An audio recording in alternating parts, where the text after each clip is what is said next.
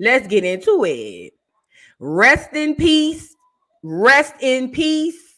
Rest in peace. We have a new funeral plan, girl. Quincy Jones done gone on the glory. Girl, you gotta be here. Oh Lord, it was a time, girl. Quincy Jones, you know, he is the most brilliant musician of all time. It is not up for debate, okay? Now, the reason I say that is because not only does he play damn near every instrument there is, he is an orchestra leader. He is also he's a composer, he's a writer. He's the greatest musician, or was the greatest musician of all time. Quincy Jones done went on to glory. He's responsible for things such as The Wiz.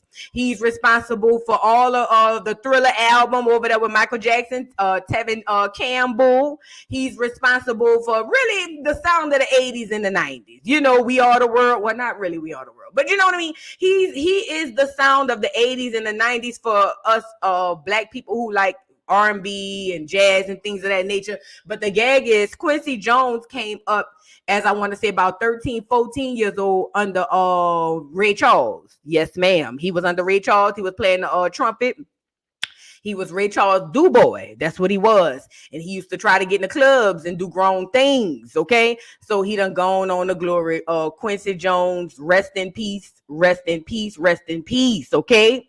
Now, I was trying to reach out to the family to see if anybody could get me on the program. You know, this is the thing, you know, when it comes to putting our people to rest, I feel like I should be a staple in the community, you know, and it's only because I'm really gifted in the homegoing services, you know, and we've over here have planned many repass and many fumes. But I feel like with the guest list that's going to be down at this one, see, this going to be big.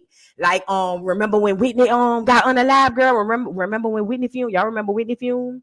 Everybody was over there. Remember they put Bobby Brown and his churn out. Y'all remember that? You know, it's gonna be an event like that. Y'all remember James Brown funeral? Like, it's certain funerals go down in history, you know. And I feel like me being the gifted person that I am, I should be added to all of the programs. So I was trying to reach out to the family. Nobody would reach out back to me to see if they could get me on there. I don't know if they want me to do a solo or if they want me to just do a few words, maybe lead the procession. I don't know. But nevertheless, I was trying to see if they was going to get me on there. I was going to really channel my Mahalia Jackson tease. And, you know, precious Lord,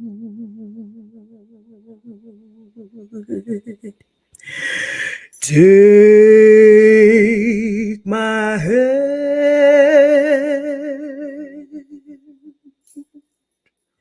and lead me on. Let me stand. I am tired. I'm weak.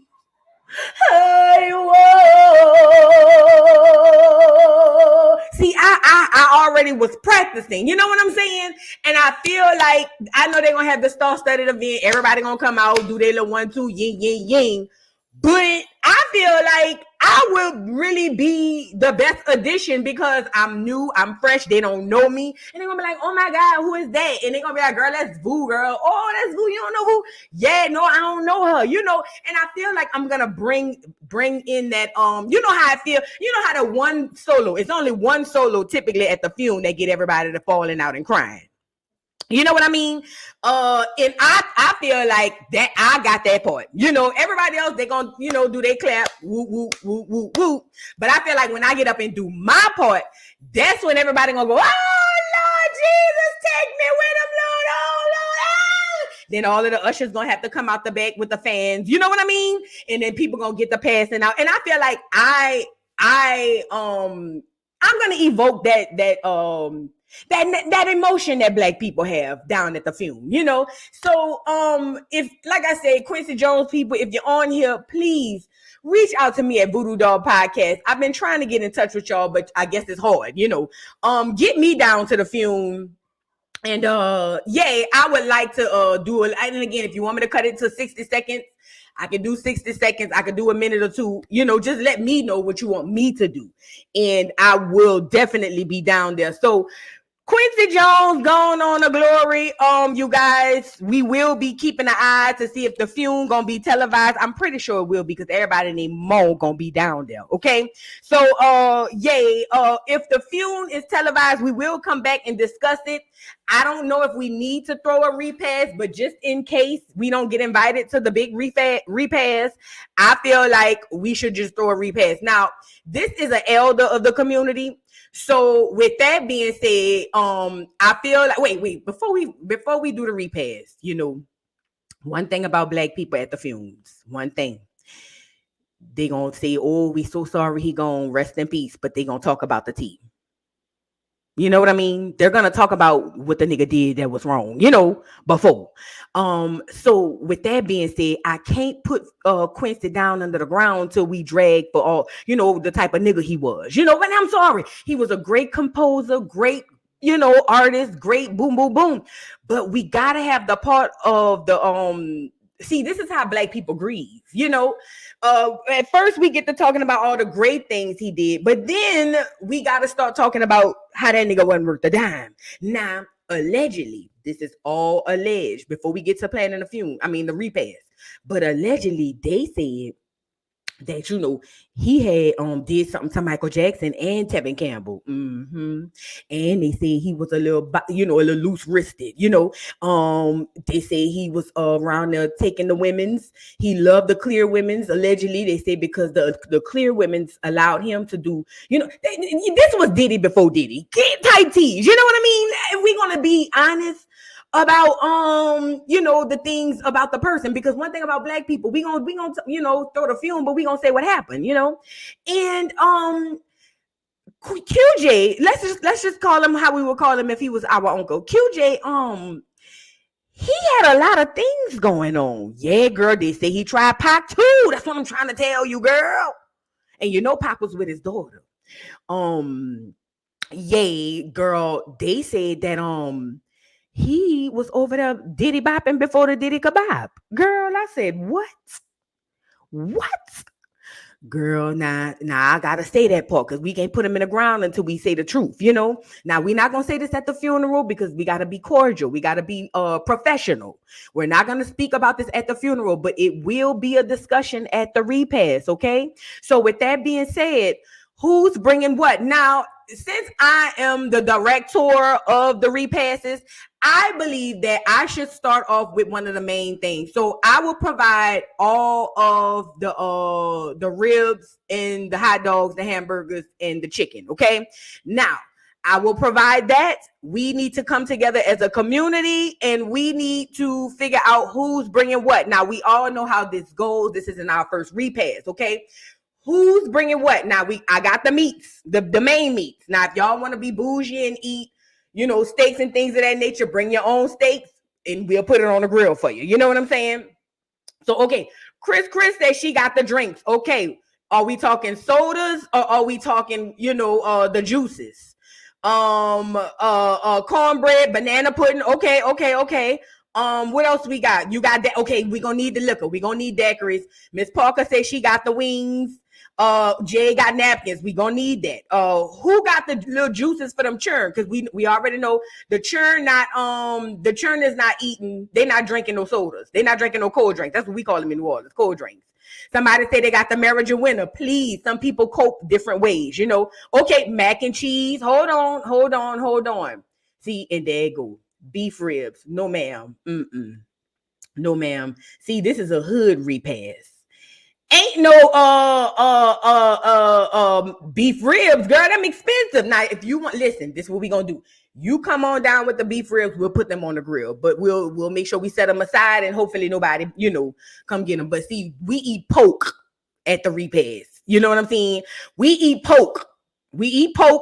We are poke eaters. We are not 5%ers, 2%ers, 3%ers, or 1%ers. We are 100% pig eaters. Okay, so shout out to us. But if bring the beef ribs. You bring yours. I'll put them on the grill and tell the person on the grill. Speaking of, we need somebody on the grill. I'll tell them to put yours on the side. Okay. So no more beef, no beef ribs. But listen, everybody got the things that yes, we need more liquor. We're gonna need more liquor than food. Okay, the food is to coat the stomach for the liquor. Okay, so we gonna need more liquor. We got moonshine coming.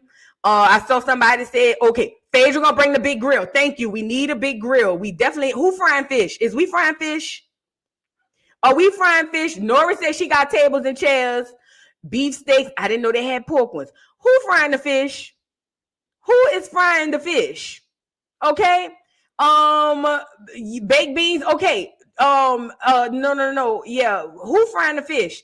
I need somebody to fry the fish. And I see these dudes on TikTok with them big old fryers that can fry like 1,000 pieces of fish at a time. If y'all can get in touch with them and see if they'll come on down, and fry the fish for us, or at least let us use their grill, but I need everybody to chip in as we always do. I need everybody to chip in as they always do, because we have to come together. They say Black people never come together, and that is a lie. The one time we come together is for the fumes. Stop acting crazy. You know what I mean? So, Oh, yes. Thank you, the one you want to be. We definitely going to need cards. We need Uno cards. We need regular cards for spades. Whoever want to play Pitty Pat, Tonk, whatever y'all want to play. And she's bringing the bones. Are we doing horseshoes? Is the old men going to be there with the sandals on? They might want to play horseshoes. Okay. We also need a DJ. Okay, we definitely need a DJ. Okay, we got paper plates. Yes, we definitely gonna need that. We need a DJ. We need somebody on the ones and twos. Okay. If we don't have a DJ, that's fine. Who got a big speaker? Who got a big speaker? A big old speaker that can reach out, to the whole park, because we doing this at the park. Okay. If somebody could bring a big speaker, who got a nice playlist on their phone could hook up to the Bluetooth. Because I feel like we don't have to have nobody on the ones and twos. Nora says she on the ones and twos. All right, listen, as long as we got somebody who got a fire playlist on their phone, can hook up to the Bluetooth, I think we gonna be fine. T-shirts. What are we doing for the t-shirts? Now, my vision for a QJ t-shirt for me, I feel like we can't do white because he was the most unpure person in history. You know what I mean? Well, one of, not even the. So I think we should do black shirts. Yes, black shirts. And I think we should get a screen print QJ on the front. Alpha, the birthday, Omega, that date. I might make up you know what? You remember I did the QJ, the OJ shirts. I might do a QJ shirt, but I feel like we should get QJ on the front with the orchestra and get all of the artists in the back that he done messed with and made famous. But Michael Jackson, Tevin Campbell, all of the people in the back, looking up as looking down, because he's definitely not going up. Looking down on QJ, because he's not going to the upside. He's going to the downside. So have them at the top looking down at QJ. You feel what I'm saying? Them at the top, Mike and all of them look down at QJ and him with all of his glory with the orchestra and the awards and things of that nature. We're gonna put Alpha and Omega, and we're gonna say no, hell no, we're not doing no angel wings. Oh dude, no, you trying to burn the whole t-shirt up. We can't put the angel wings on them. What can we do instead of angel wings? Let's just let's put some fire behind them. You know what I mean? What about a little fire, a little flame behind them? I think that would be nice. I think we'll do the flames behind QJ. We'll put the flames behind him. But it won't look like hell. It'll just look like he was fire. He was on fire, like type T, But I think that'll be I think that would be nice for the t-shirts. And we gotta put the back on. Everybody, the attire is all black. All black. Listen, the attire is all black. Don't you come in here with no other color. Black. Okay? We might allow red, here and there if you want to accent your black. but black is the color, okay? Black. That's it. Black. If you want to accent with a little red, ladies, if y'all want to put y'all red purse on, maybe get y'all some red earrings or something like that, okay. But black. That's it. That's all we got. Black. Black, bliggity, black. That's what we got to do for QJ. But neither here nor there. QJ is going on the glory, y'all, and I look forward to seeing y'all down at the repass. If the family would allow me to either say a few words or channel my Mahalia Jackson, and get me up there. They don't even have to put me on the program. I would appreciate being on the program, if they could, because I would like to take one home, just to put with my collection of programs. So if they don't put me on the program, that's fine. I'll just photocopy it and put my own self on there. But QJ going on the glory, y'all. Y'all say goodbye. It's so hard to say goodbye to yesterday.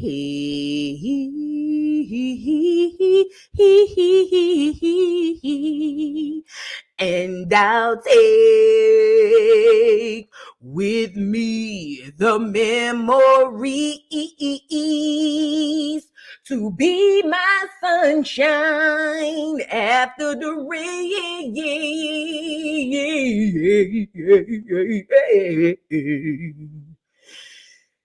It's so hard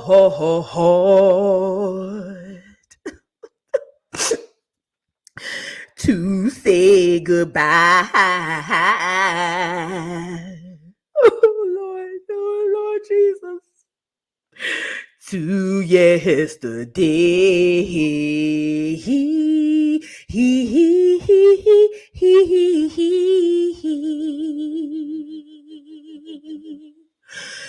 Rest in peace, QJ. Rest in peace. Rest in peace. Now we done had that. Now we got to move on to something more positive. QJ done gone on the glory, y'all. He gone. He gone. He gone. He gone. Anybody try to jump in the casket, I'm telling you now, I'm pushing you down there. I want one Negro, because you know how it goes. It's always one. It's always one when they get to wheel them down in the ground. Oh, Lord, take me with them. Or one when they go to close the casket. Oh, Lord, take me. I'm pushing you in there. I'm telling you now. You won't go? Keep playing. I'm going to be behind you pushing you. I'm telling you, I'm not doing that. I'm not doing that today. Gone are the days where you get to play like that. You want to go with them? Fine. When the casket go to lowering and you holler, oh, Jesus, take me with you, Lord. Yes, you're going down there. And to the people who going to say, get up, Quincy. Quincy, get up. To y'all too, I'm pushing you down there too, because at this point, he ain't getting up. Why would you ask him to do something like that? Get up. And to the person sitting in the front row talking about you thought you saw him breathing, you getting pushed down there too. He is not breathing, okay? I know it looked like his chest rose, but Jesus rose, not Quincy, okay? I'm not playing. We are not doing this year. We lost a lot of greats. And you're not gonna be whispering on the front row or the second or third row, telling everybody you seen them breathing. You're going in there. I'm telling you now. Let them go. Get them out of here. We're not doing it. Okay. Now everybody's free to fall out, act a fool, catch the Holy Ghost. We free for that. We need ushers. Who gonna be the ushers? I need about 10, 12 ushers to with fans to make sure they we need covers to cover the women. Them hoes gonna be dressed like they ain't got nothing on, so when they go to passing out ass and and coochie gonna be everywhere. So if you can, I need a few ushers with blankets and fans to help out with the people who gonna get the acting food. You know how it go, but y'all free to do that. But all of that, I seen them breathing. Oh, get up, Quincy, get up. And all that, take me with you. You're going with them. I'm telling you now. Not today, Satan. Not today. Because we got to get him in the ground ASAP Rocky. Do you hear me?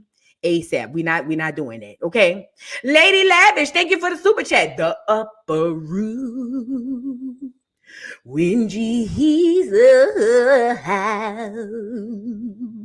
boat across. Yeah, girl. He going on to he going to the lower deck. He not going to the upper room. Yeah, he going to the lower deck. The lower deck is where he'll be. If y'all need to find him, he will be on the lower deck, not the upper room. Okay. But shout out. I can't really say shout out because he gone. But rest in peace, QJ. Rest in peace, QJ, okay? Now let's move on. Where do we want to go next? Girl, let's go get Drake. You know, since we on negative news anyway, let's just go get Drake. So now Drake went down to this basketball game. First of all, where was the game and who told him he could come? He got balls and barrettes in his head, but wanted to look tough. I never will understand that. I'll never understand it. Quincy, cute, not QJ, because it's giving me QJTs. What's that man name? Drake got balls and barrettes and ribbons in his head, and he's trying to be tough with DeMar DeRozan. Now, DeMar DeRozan, he was on the They Not Like Us stage when what's that boy name? When Kendrick, you know, this had the greatest diss of all time as it pertains to Kendrick Lamar. Now, why is this important? Because DeMar DeRozan used to play for what do you call it? He used to play for Canada. You know, the Ontario. What's the name of the team, girl? I don't know. I don't even know why they have a team. If we need a passport to go there, why do they even have a team, and why is they in the NBA? That's a whole nother question. If we got to have a passport to go up there, then they don't need to be in the NBA. They need to have their own stuff. But again, whatever, neither here nor there. So he goes down to the game, girl. Peep. He goes down to the game because he in his feelings, and DeMar DeRozan is playing. Now he on the trying to stare the boy down, but he got balls, barrettes, and ribbons in his head. And I don't understand how he thought, you know, there was gonna be any intimidation when you got balls, barrettes, and ribbons in your head. You know what I mean? Like, and this is a grown man. This is a grown man who's trying to normalize, and he probably will because people are followers. But this is a grown man trying to normalize when balls, barrettes, and ribbons. And I will never be okay with it. I'm telling you, I will never, ever, ever be okay with it. So here goes Drake, looking just as feminine and as sassy as he want to look, thinking he's going to have a stare down. Hold on. Thinking he's going to have a stare down with DeMar DeRozan, right? Let's get into it. It said, oops, neighbors, the drama is never ending. Last night, it seems as if Drake and DeMar DeRozan were taking subtle jabs at each other at the Sacramento Kings versus Toronto Raptors game. Fans noticed Drake mouthing F out of here, P, as DeRozan passed by on the court and threw a little shade at him when he was being interviewed by announcers, telling the Raptors, a team DeRozan was previously on, that if DeRozan's jersey was to be hung, he would take it down himself. When asked about Drake's comments, DeRozan pretty much brushed it off, saying that Drake would have a long way to climb if he wanted to do that, and wished him luck at the end. While no one can pinpoint what started the microaggression between the two, fans are speculating it could have a lot to do with DeMar DeRozan appearing in Kendrick Lamar's They Not Like Us music video. Neighbors, what do y'all think? That's exactly what this is about. Because remember, DeMar played for the Canada team, and Drake used to rep the Canada team all the time. And he felt betrayed when DeMar DeRozan was on stage with Kendrick, and also being in the video. He is acting or reacting like a little biatch. That's what he is. That's why he wear balls and barrettes. You know what I'm saying? So let's get into some of the little interaction, girl. Now, this is allegedly, look, calling him a P word in this DeMar. DeMar letting him, do his little 1-2 ying ying ying. Look at him. Look. And again, you too light-skinned and too baby face for a nigga to be scared. I'm not even scared, and I'm a woman. You know what I mean? I feel like I could take Drake. I don't know why. Plus, y'all all know rappers are the lamest niggas on earth. You do know that, right?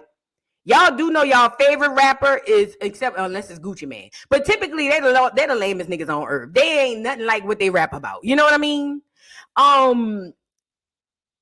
Listen to the press conference. Sorry, DeMar, in tonight's broadcast, Drake said, if you ever put up the DeRozan banner up, I'll go up there and put it down myself. What's your reaction to that? Well, he gonna have a long way to climb to take it down. So tell him good luck. That's what DeMar DeRozan had to see. And it was giving fake intimidation to me. I didn't too particularly like this because I felt like I'm gonna get another video. I felt like, nigga, you dressed like an 8-year-old girl. Your hair, somebody combed your hair before you came to the game. How, Sway? Like, how you feel you could come out here and just, I don't quite understand it. I really don't. I really and truly don't.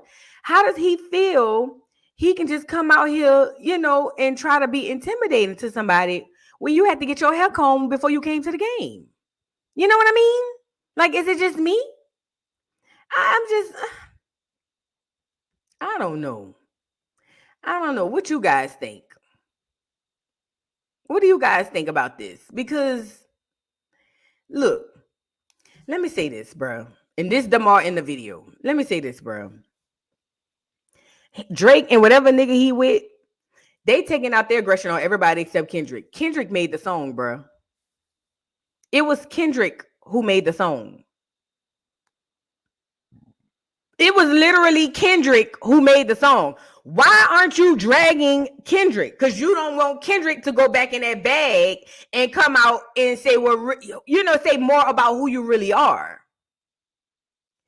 Like, Kendrick is the one who dragged you. Kendrick is the one who said, and Chubb's got a weird case. Why is he around? Certified lover boy, certified, you know the word. It was Kendrick. Why is you not dragging and going after Kendrick? I will never understand that.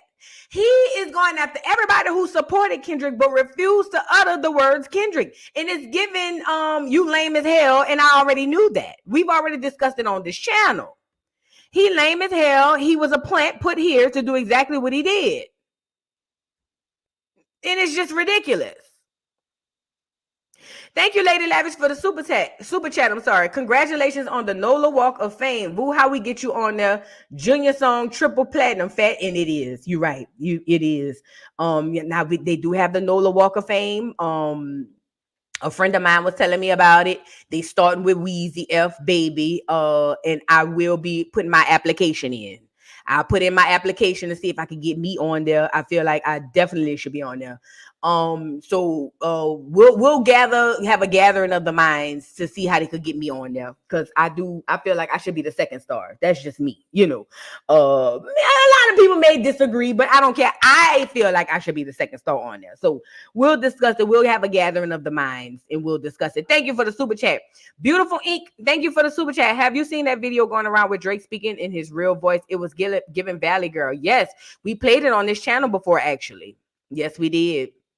We played it when he was like, so like, people in America, they like use words like Brody and like, you're so dumb, and dumb doesn't really mean bad. It actually means good. I mean, and the girls are like, oh yeah, I've heard about that. And he's like, yeah, it's kind of stupid, like it's really kind of dumb. Like, I don't really understand why dumb isn't dumb. It's like, it's dumb, but those people out there, they just have really different types of ways of speaking. I've been around them a couple times. My mom actually let me visit my dad once when I was like 9. So I was able to see the guys and the girls, and it's kind of weird. I had to really just kind of like stay silent. I didn't want to speak too much because then they were going to say that I'm speaking like I'm white. I mean, it's the most idiotic thing you could ever think of, but that's how they think. And I kind of stayed there for about an hour. My mom came back and she picked me up, and I was so glad she got me out of there. It was so many ghettos, so many black people. I've never seen that many black people in my life. Oh my God. Oh my OMG. I told my mom, never let me go back over there. Like, I don't even think I'm really related to those people. So yeah, I mean, I was able to get a little bit of the culture, and it's kind of backwards. They're pretty stupid, but yeah, I've talked about that on this channel, because that's exactly how he sounded. And we all know these rappers ain't who y'all think they is. I keep telling y'all that. The daddy from Memphis, the daddy from Memphis, allegedly. But the daddy from Memphis.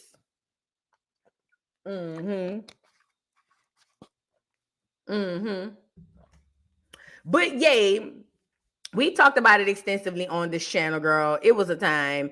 It's Breed. What's going on? Good morning. She said, thank you for the super chat. She says, good morning, Acorns. Congrats, Voodoo, on 40K. Voodoo, stay blessed. Thank you, girl. Thank you. We working to get to 41 on both channels, girl. We almost at 41 on both channels. So if y'all haven't already, give me the 41,000, girl. Subscribe. Okay. Subscribe. Thank you, Bree, for the super chat. But I just want to close this out to say this. Drake, literally nobody is scared of you. You let a nigga pee on you, and they say you let Diddy slap the piss out you. Literally nobody nowhere is afraid of Drake. Literally. Like, nobody is afraid of Drake. Literally. Like, I mean, and you got a body on you, allegedly.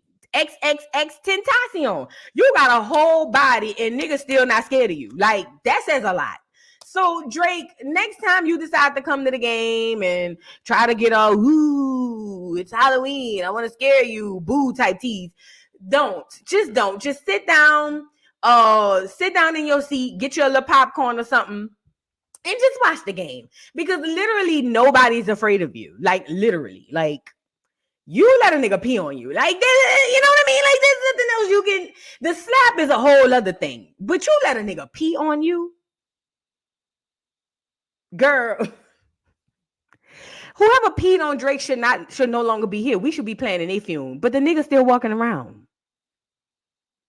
Like, yeah, Drake, nobody's afraid of you. Literally, nobody. You know, I was randomly having a thought yesterday. This was random. I was just driving. Now, okay, Callie Nola, what's going on, boo? She says, by Jewish law, you are Jewish if your mother is Jewish. Drake is Jewish. He is not black, and he has always known this. Oh, of course. See, they just tell that to us. So because we under that indoctrinated rule that if your daddy black, you black. No. He's not black. He's actually extremely Jewish. Like, everybody knows that. But I want to know everybody doesn't know that. So thank you for saying that. Yay. Thank you. What? Tatiana said, we go hard for you, Vu. One content creator tried to steal your line, Yandy Luther King. And we're all in the comments telling her she stole it from you. Shake my head. Who is she? Who is she to you? Don't lie to me. You know, it is what it is. I ain't really tripping. People my thing is this. If you're going to steal it, just say where you got it from. You know what I mean? And that's just that. But I know that's asking too much. That's asking too much. That's asking too much. Thank y'all for windmilling for me. Thank you. But look, this was a random thought in my head, y'all. Wait, she used it in the title. Who? I want to know who. Who used it in the title? Is it a big content creator? If it's a small one, I don't care. Is it a big one? Who? That Jazzy girl. I don't know who that is. Girl, whatever, girl. Them people gonna do what they want. Look. Now listen. I wanted to talk about. I ain't worried about it. Let them do what they gonna do. Listen. For real, she bigger than me. For real. Oh my Lord. Jamie, now you got to be strong. She bigger than me. Let's move on. Child. Let's move on. So look, this was a random thought in my head, y'all, and I want to put this out here. What? Now y'all be.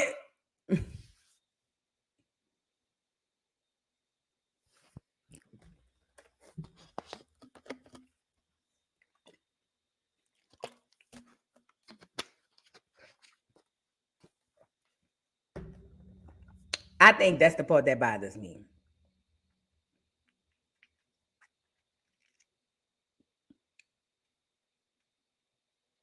Let's move on.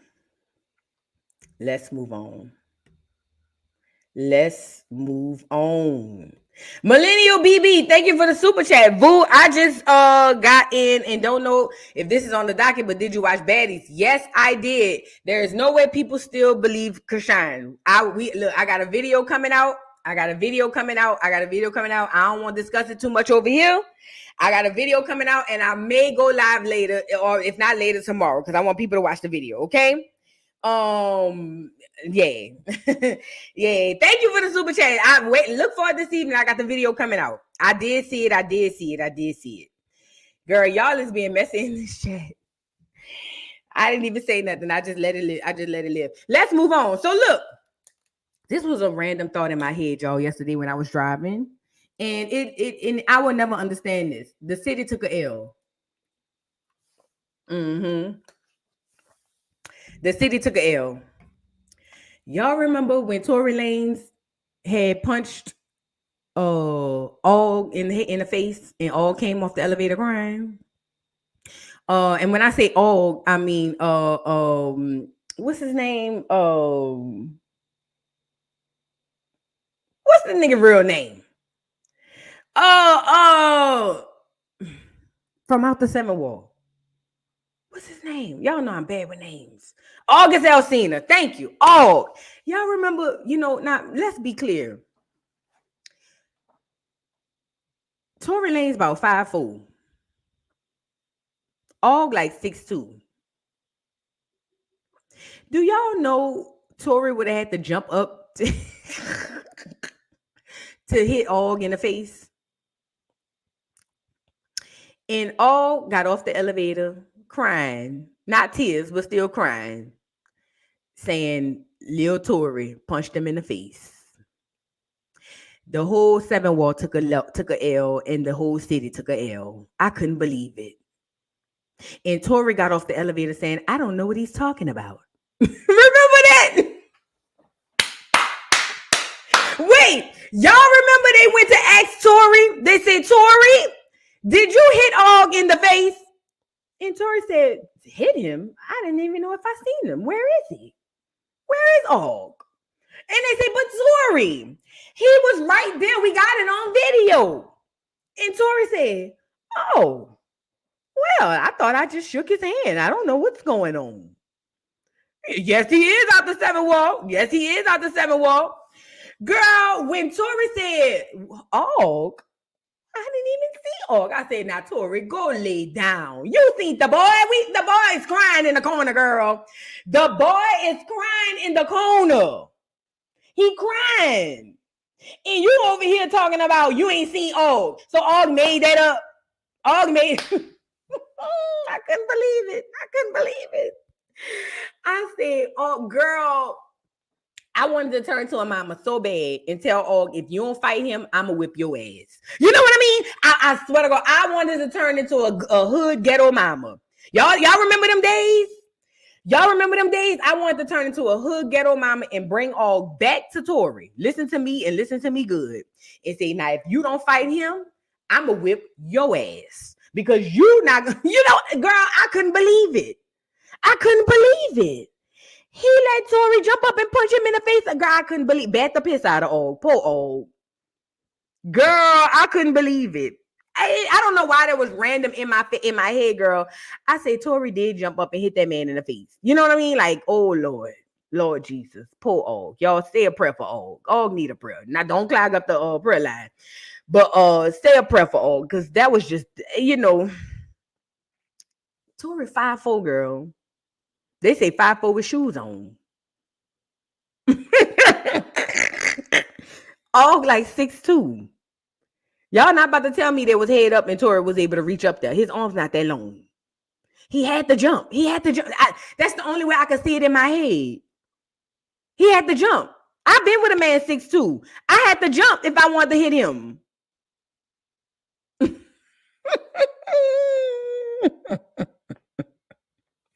Girl, when Tory said, Og, well, I haven't even seen Og. I said, Tory, please, now. Come on, now. What you mean you ain't seen them? We just saw y'all together. Oh, you talking about, oh, yeah, I seen him. I just asked him for an autograph or something. I shook his hand. I said, Tory. just a random thought that was in my head, y'all. I'm sorry. That was a random thought in my head. I said, Tori, now you wrong for that. Now deport him just off of that, because now you think that we crazy. You know what I mean? And I'm 5'4" like him. I like y'all is. I'm 5'4" too. So I know how it goes. Oh, Tori, get out of here. Matter of fact, get Ice on the line. Get Ice on the line, because now Tori is doing the most. Get Ice on the line. Get Ice on the line, girl. I couldn't believe that. That was just a random thought. But let's get back into the show, y'all. Let's get back into the show. Now let's go get Young Thug. Thugger, baby. He fresh out of prison. And sometimes niggas need to go back. Okay. Now I know a lot of people may disagree with that, but I agree with it myself. So Thugger gets out of prison, and you think the first thing he'll do, first of all, they banned him from Atlanta. Y'all know that, right? Metro Atlanta. They say he can't go back. They say he cannot go back to Atlanta. They say, Thug, you better find you a place somewhere on the outskirts. Go move to another state. But what you will not do you hear me, is go back to the A, the T, or the L. Now, a lot of people was like, well, this is wrong. This is Thug's stomping ground. This is where he's from. How do you uproot this man from the city? Well, when he was responsible for more bodies than a funeral home in the city, that's how it goes. You see what I'm saying? See, when you have that much influence over the little nigglets running around there, and they all might just go bust a grape simply because you home, we got to get you up out of there, okay? So Thug was banned from the city, and the first thing he said on Twitter was, wham, let's drop one on these rats, Peter. And then he says, real plea deal, Jack. Now, this is speaking in code, but we do know words, and words mean everything. Rats. Drop one on these rats. Who is Peter? You know what I mean? Real plea deal, Jack. Is he over there like excited that he took a plea deal that didn't land him in the prison? Miss Parker said that was for Woody. Woody said he don't have no worries about no Thug. Woody said he ain't worried about no Thug. Woody said that's the least of his worries. He sure did. I seen it. But people don't understand. Thug don't understand this. You know, you can violate your probation on social media, right? A social media post can violate your probation. And if Thug done been down and lost all this money, because being on trial costs money and he wasn't making much.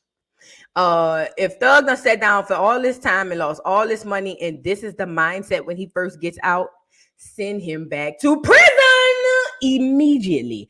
I vote he go back now, actually. I don't even want to wait for him to mess up because I feel like it's coming. Send him back. Some niggas, and y'all are like, free Thug. Some niggas don't need to be free. Some niggas is meant to be behind them walls. You feel what I'm saying? Where the people give them 3 hots and a cot. So Thugger, I don't know what this means. You acting like them people, see the clear people, they made a thing called the Urban Dictionary for a reason. See, black people think, oh, we got our own dictionary. No, fool. That's for the clear people to understand your language, Negroes. Do you understand what I'm saying? Okay. That is for them to understand when you speak in your codes. And you don't think if they put out a dictionary to us, you don't think that they have a decoded language? They can decode your language behind the scenes? Girl, yes. You think they don't know what a YN is? You think they don't know what them people know all of that. They put the book out so they can let you know, I'm watching you, Negroes. I'm watching you. Now, he think he's speaking in codes, right?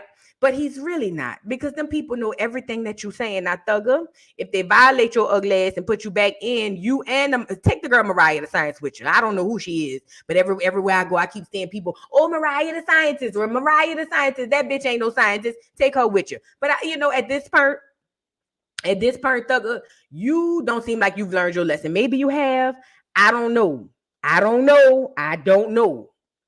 But, Thugger, you need to figure it out. Because you're going back. Keep playing and you will be back. Okay?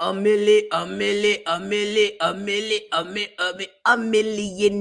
I'm a young money millionaire, tougher than Nigerian hair. My criteria compared to your career just isn't fair. I'm a venereal disease, like a menstrual. I bleed on up, Lil Weezyana. Lil Wayne had a Lil Weezyana fest. He does this annually, and let's start with the key to the city. First of all, Master P, I'm gonna be honest. I'm born and bred in the city, born and raised in New Orleans, born at Charity Hospital. If you know, you know. You know what I'm saying? Charity is Grady Hospital for Atlanta. I was born at Charity. Charity don't even exist no more. Let's start there first. I'm born and bred in the city. Hold on. My first time moving out of the city was after Hurricane Katrina. That was my first time leaving my city, right? Born and raised in the city, 3 generations in, right? And when I look at Master P, and I think about Master P, although he repped the Third Ward Uptown, Master P, from my perspective, Tuli, if you on here, you might can help me out. From my perspective, when you think of New Orleans, the world see Master P and think of New Orleans, but us in the city, Master P isn't New Orleans. To be honest, the local bounce artist is the city. Those are the ones from the city. Now, we congratulate the Master P's, the Waynes, and all of them who made it big, because they're the first ones out of our city that outside of jazz and hip and bebop and stuff of that nature, because we have a lot of people out the city, Fats Dominoes, let's talk about it. We got a lot of people from the city, Louis Armstrong, that done made it out. You feel what I'm saying? Frida is more of the city. You know what I mean?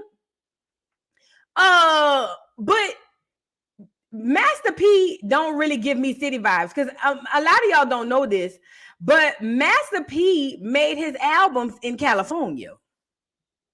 He didn't make that in New Orleans.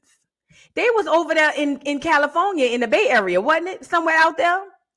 That's why he was wearing them high socks and things of that nature. The Neville Brothers, yes, that's another one. But listen, Master P ain't really like New Orleans for real. Cash Money, yeah, that's New Orleans. Because outside of Wayne, them niggas ain't never left. You know what I mean? So Master P always trying to tack himself to New Orleans. And again, it's not that he wrong for doing it, because he did rep New Orleans big. You know what I mean? He rep New Orleans. He did. But when I think of the greats, I think of, and I'm talking about the people from my era. Let me say from my era. Especially, I think of bounce music. The bounce people are the greats. Juvenile was a bounce artist before. I think of Sissy Nobi, Katie Ray, Frida. I think of Jubilee. I think of DJ Jimmy. I think these are the greats for the city. They're local artists that most people don't know. And I hate that these big artists like Master P and Wayne get to go out. UNLV, yes, Miss T, all of them, Keedy Black, yes, Keedy Black. I think of these people, Manny Fresh, DJ Jimmy. I think of all of these people. I don't think of the Ghetto Twins, even them. I don't think of these major artists, even though they put us on a platform because of how big they are. I don't think of them as the legends in the city. Like, they're talking about this Walk of Fame. If you ask me, the local artists need to get on the Walk of Fame. Yes, Cheeky Black and his mother. Yes, Magnolia Shorty. I think of these people. PNC, Yellow Boy, Mystical. I even think of Mystical. Like, it's so many people who the staple of P-Town more crazy ass. It's so many people who are the staple of the city that a lot of y'all will never know. And it's only because, and you know what? Honestly, we like it like that in the city because that gives us something of our own. You know what I'm saying? Chopper, yes, Chopper, definitely. That give us something for our own to have, But ultimately, it's just like, yeah, these big artists don't represent us unless they talking about it on the song. Does that make sense? Zaria says, can you explain the the 3rd ward, 7th ward, and 13th ward. What do you mean? Like where the location? So the 7th ward is downtown. The 3rd ward is uptown. Let me tell you how the city's divided. The 13 uptown too. Listen, or ish. This is how it works. The city is extremely small. They are divided into wards. You know how y'all have... No, because it's not a county would be equal to a parish. But the city is divided into wards, right? And in those wards have their own projects. The 7th ward got the St. Bernard. The 9th ward got multiple projects, the Desire and the Florida.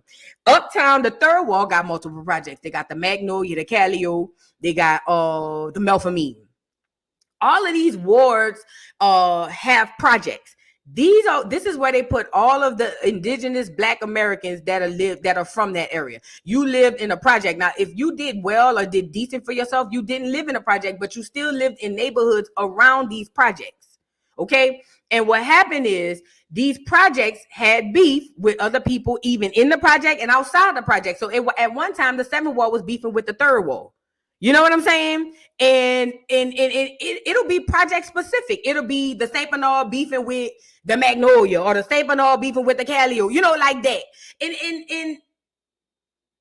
even though when it comes down to us as a whole, we all New Orleans, everybody had their beefs, and it's no different from y'all having like neighborhoods. Yeah, like zones in Atlanta. It's like zones.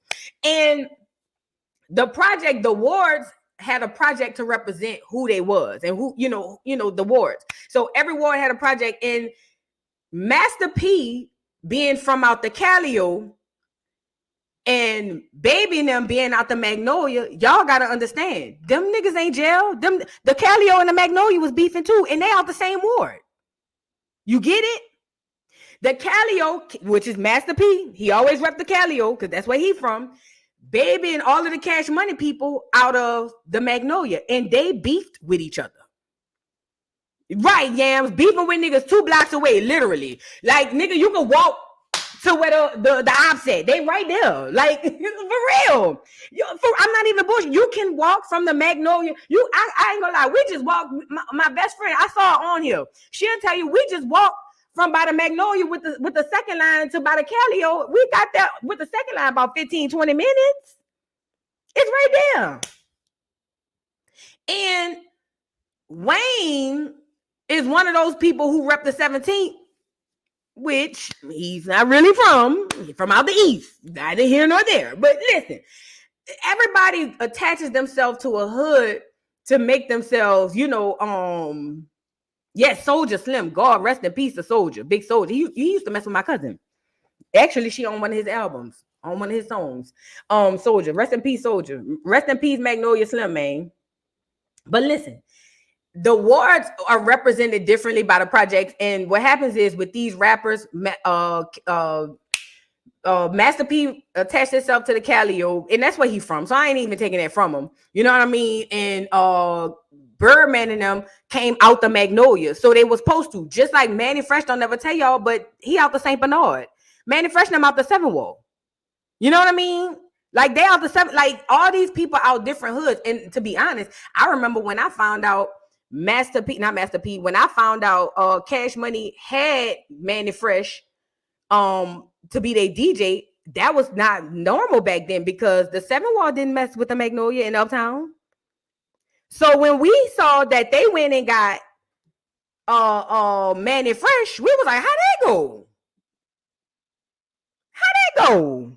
Wait, what? How they working together? Because that just didn't happen. You know what I mean? The Uptown didn't mess with downtown. Downtown didn't mess. Cross the Canal didn't mess with nobody. Shout out to the Cross the Canal people, the CTC. But you know what I mean? Everybody had their hoods or whatever. But neither here nor there. I just think that it's messed up that these big artists get to represent us when they don't really represent us. The local artists represent us. Silk the Shocker damn sure do not represent. I ain't gonna lie, I used to think he was cute. My best friend used to talk to this boy. My best friend, is you on here? Make yourself known. My best friend used to talk to this boy who she thought looked like Silk the Shocker. I remember back in the day. And we just met him again and he a bum. Remember, friend? Friend, come on here. So you got a story to tell, girl. Remember you thought that boy looked like Silk the Shocker? Remember when we was young and she was messing with this boy? I ain't gonna say his name, but she used to be like, oh, he look like Silk the Shocker. And I was like, huh? He was just a tall nigga with good hair, that's all. But she thought he looked like Silk the Shocker, girl. My poor best friend.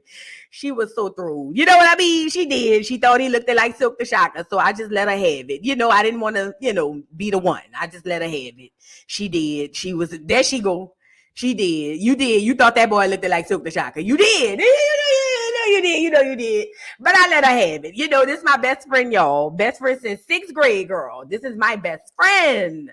Cause my best friend finna. She finna. Oh, go best friend. That's my best friend. That's my best friend. Yeah, you better fuck it up. That's my best friend, y'all, since 6th grade. She thought the boy looked like Silk the Shocker. He didn't look like Silk the Shocker. He just was tall. That's it. And y'all remember how Silk the Shock used to rap? Girl.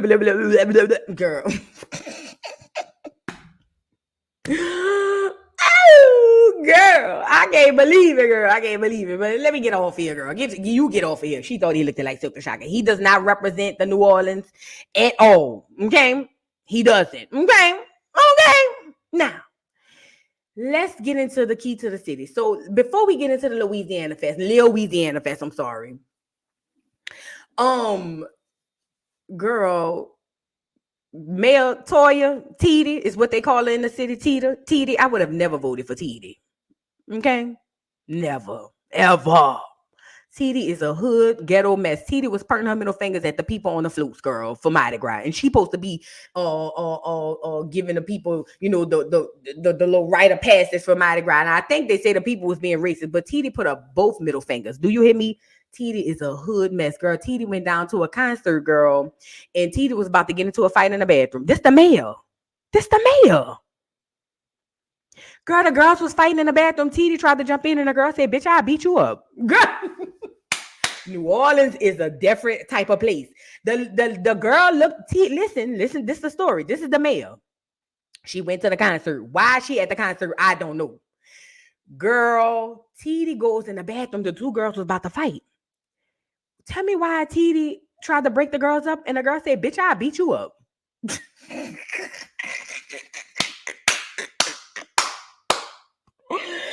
just giving y'all a background story so y'all can know who giving this boy the keys to the city. Okay? I'm just saying. So y'all can know who giving him the keys to the city. The girl said, bitch, I'll beat you up. Not the mayor, bitch. Girl, the girl said she'll beat me, Titi. Girl, poor Titi. Titi was about to get beat up in the bathroom. I said, Titi, why is you at the concert, girl?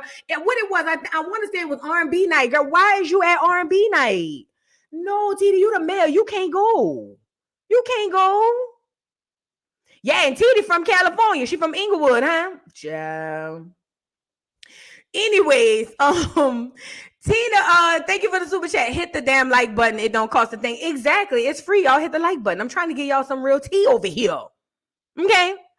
I'm trying to get y'all some real tea. So Titi almost got beat up in the bathroom. But that's, like I said, Titi pointing her middle fingers. The people was being racist, but I just didn't know that males could point their middle fingers up. Girl, you should see I'm gonna find that phone. I'm gonna find that picture of Titi. Let me go get it. I'm going to get it. Now y'all about to make me go find it. Girl, Titi pointed them middle fingers up. Do you hear me? Girl. Hold on. Let me see if I can find it. Girl, I never seen a male act like that. But again, she was about to get beat up in the bathroom, so it sounded about right to me. You know what I mean? Let me see if I can find it. Who got the picture? I think I had it before. Let me see. Girl, and it was the face behind the middle fingers. It wasn't even the middle fingers. It was the face behind the middle finger, girl. Hold on. I'm going to find this picture. I hope they ain't take it off the internet. She had a face like your mom, bitch. Girl, Titi is something. I would have never voted for Titi. I'm sorry. I know y'all like Titi in the city. Thank God I don't, what you call them, but I don't. Let me go on Google and see if I can find it over here. Now, while I'm looking for this, let's get into what we're talking about.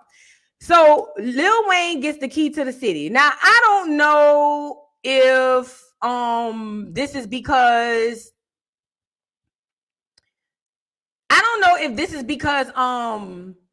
he was crying about the Super Bowl, to be completely honest. I'm not even gonna hold y'all. I don't believe just because he's a legend in the city, he deserved to have the what you call him. Look, I'm about to show y'all right now. Here you go. Look at the TD. Look at TD. Now they said the people was being racist, so I'll give her a pass. But I just didn't know that the males could do this. Look at TD, girl. Hold on. Let me let the ad play. Watch TD, girl.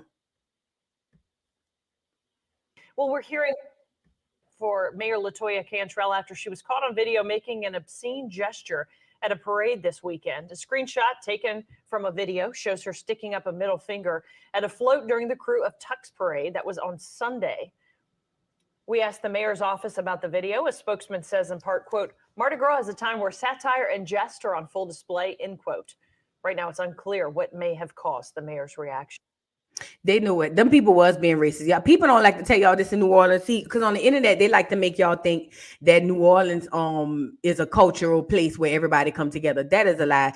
It is so racist. It's always been like that. Them clear people ain't never messed with us. And they probably did some racist because that's how they do. Let me tell you, they have parades that are all clear. The trucks parade, not really. Well, yeah, for the most part, but really the Endymion, the Bacchus, those are clear parades, and she's the mayor. And they probably had a float or something. I don't know. I don't remember. But this is the mayor. And she pointed her middle finger at him. She did. It was Rex. Yes, Rex is all clear. That's how it goes. Don't let them people online see. This is what I don't like about clear people or Negroes who like clear people. They allow the clear people to dance on our music and be like, oh, you don't understand. It's just a cultural thing in New Orleans. No, it's not. Them people don't with you, nigga. They don't mess with you. They don't even like you. They just like to have proximity to you and use your culture. Because after they finish dancing with you, you're not about to be able to hang and chill with them people. Them people don't deal with no niggas. They don't. So don't let them people on TikTok and Instagram, when they see white people dancing to Negro music and they say, you don't understand. We don't worry about race. Shit, you lying to me? Yes, like Dan the Man, be more. Like Dan the Man. Dan, oh, Dan, baby, what is you doing? Yeah, him. And then he couldn't wait to use the N-word. Girl, let's move on. Let's get to Wayne getting these keys to the city, girl, because that's the mayor. That's the lady giving Wayne the keys to the city. Now, first and foremost, y'all happen to the last security guards who got the key to the city. Y'all seen what happened to the last security guards who got the key to the city. Okay. Now let's get into Wayne getting his key to the city, y'all. Check it out. Y'all get the likes up on the video. Appreciation for who you are. Miss Mercedes on back. Mr. Zelda, we love you. This is your city saying to you, you matter for generations to come, for what you have done, what you are doing, and what you will continue to do. On behalf Wayne ain't done a mother plucking thing for the city. Let's talk about it. Who in here from the city? Wayne ain't done a mother plucking thing. See, and that's why this is all fake. Awards, all of this stuff is fake. Wayne ain't done a mother plucking thing for the city. They say the park he redid up there is where the clear people live. Wayne went to Florida or Miami or wherever he went and never looked back. Wayne ain't even a Saints fan. Come on, what are we talking about? Wayne ain't never did nothing for the city. Never. Anybody from New Orleans on here, pay attention to the comments. They'll tell you Wayne ain't never did nothing for the city. So for her to get up here and talk about all the things you've done, what did he do? Come on, man. And that's why, listen, these awards and stuff, all of this stuff is fake. It's a dog and pony show is what it is. I just had to cut her off right there. Look at her crazy looking ass. California, she come from Inglewood. Inglewood always up to no good. That's why I knew it. When I seen her face, I say Inglewood always up to no good. Look at Titi. Y'all sent her over here. We didn't come get no Titi. Titi came out here. Y'all sent her down here to mess us up. Inglewood always up to no good. Girl, y'all got to be strong. Come on. Have for our city. Let's give it up. And now, let me present to you who has additional words, our very own entertainment ambassador of the city of New Orleans, son of the city, Master P. Give it up.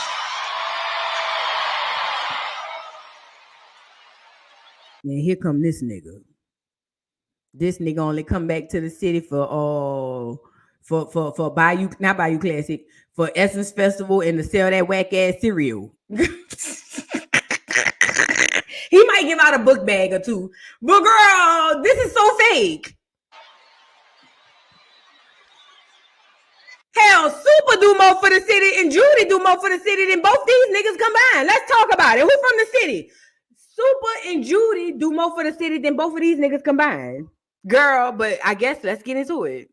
Yo, I just want to say what up to the greatest rapper alive, Lil Wayne.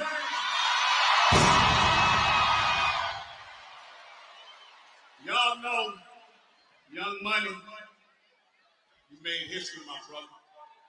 What we about to do for you next, February 6th, I know y'all seen the Hollywood Walk of Fame. February 6th on Canal Street, we start the NOLA Walk of Fame, and you the first one.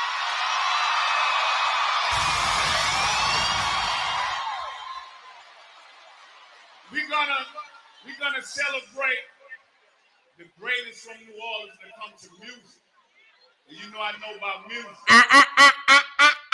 I can't let him finish. Lil Wayne is not the greatest artist to come out of New Orleans. Did we not mention Fats Domino? Did y'all not hear me say Fats Domino? Did y'all not hear me say Louis Armstrong? He is not the greatest artist ever come out of New Orleans. Now, this say of this time. But he is not, and the list goes on and on and on and on and on and on. Lil Wayne, although he is a great, I give him that. He is a great, but he is not the greatest artist to come out of New Orleans because that literally is a kick in the behind to all of the ancestors. Oh, no, ma'am. Mahalia Jackson. Oh, no. No. We're not going to do that. Now, I'm going to let him finish, but I had to make that part known. He is not the greatest artist to come out of New Orleans. Period.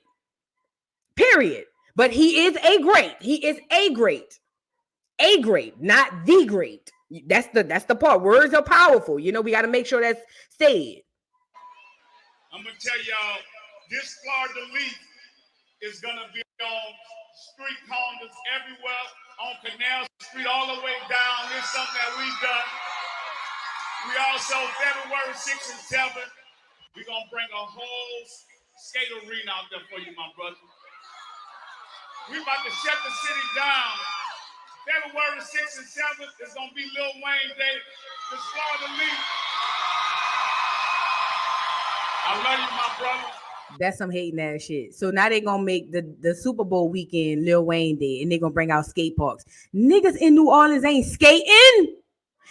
Ain't them cheering in New Orleans ain't doing no damn skating. So who gonna be skating? I'm with you, Texas Scorpio Regiment. Come get your daddy. Come get your daddy. Who gonna be skating? Who gonna be skating? Niggas in New Orleans is not skating. So who coming to skate? Who coming to skate? Girl, this is what I be talking about, bro. And people think that and listen, I'm here for Wayne getting his recognition, but I wanted to be real. This giving Megan Thee Stallion tease when she got all them awards, all of them Grammys for no reason. This is giving, girl, what? This is not, give it to him because he's great. Don't give it to him because he got snuffed out for the, man, let him finish. Because let me let him finish. Yeah. I'm sorry, y'all. This done really blow me, bro. I'm going to tell y'all. Shut up, Master P. February 6th and 7th is going to be Lil Wayne Day. The Florida Leaf. I love you, my brother. For real. So this love here, y'all, is us against the world.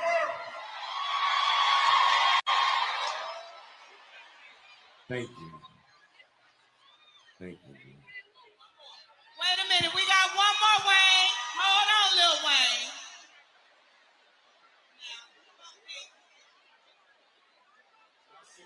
Yeah. Official fleur-de-lis, city of New Orleans, for our son. Let's give it up one more time. I appreciate that.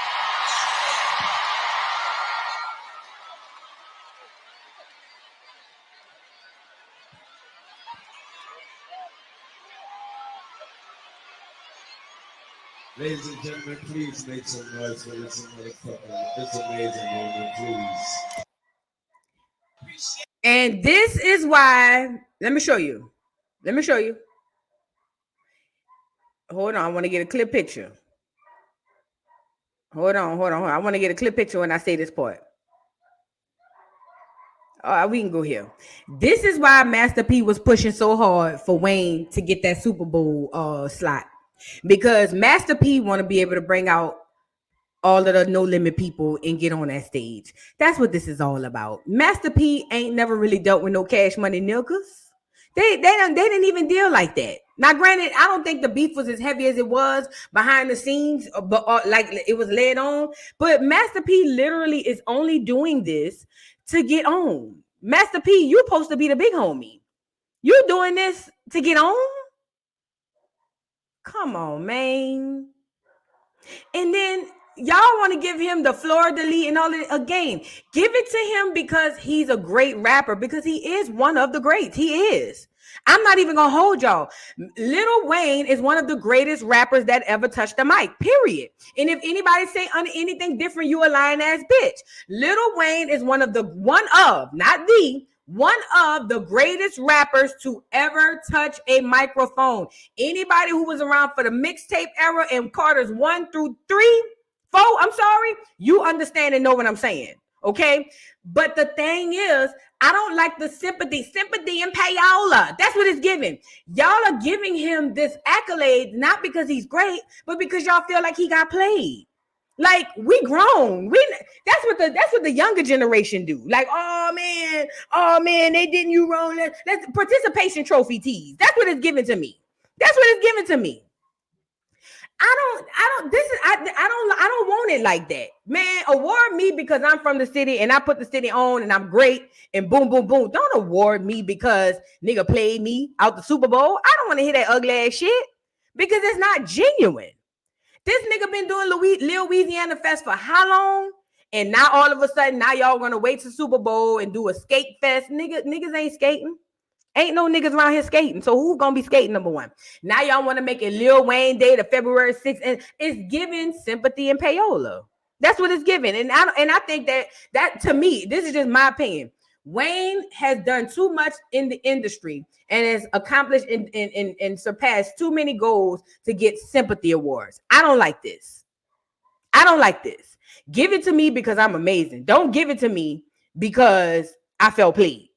Like, that I will never understand. And Master P only was pushing for this shit because he wanted his opportunity to bring out them old ass niggas to go make them say, oh, nah. That's all.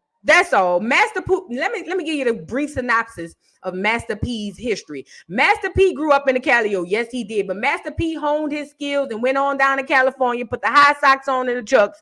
And then he came back after he started his record label and realized there's a niche here. I can go get a whole bunch of New Orleans artists because they had to go to California. He didn't come to New Orleans. Let's talk about it. I can go reach down to the city, get a whole bunch of New Orleans artists because that is a niche that hasn't been tapped into on the mainstream, number one. And number two, it's a bunch of talent down there. That's why he went got Fiend. That's why he went got Mia X. That's why he went got Mystical, all these Negroes. And he decided, and it was genius. I can make a compilation of these people and make this a one team thing. And it worked. It was amazing. But what we're not going to do is act like Master P has ever been or is even to this day a staple in New Orleans. He just hasn't. The only niggas say that is the niggas who dick ride. He's just not. When you think of New Orleans legends, nobody's from the city say Master P. You know what I mean? Like, it's just... but he was able to use the city and use his background as a way to promote himself and promote the album and the label. I'm not even mad at it. But my thing is, his ass don't represent New Orleans. Now, more people would say Wayne will represent New Orleans because at least Wayne and them, well, not Wayne, because let's talk about it. Wayne is my age. I think a year older than me, I want to say, or maybe my age. Wayne grew up in the East around me.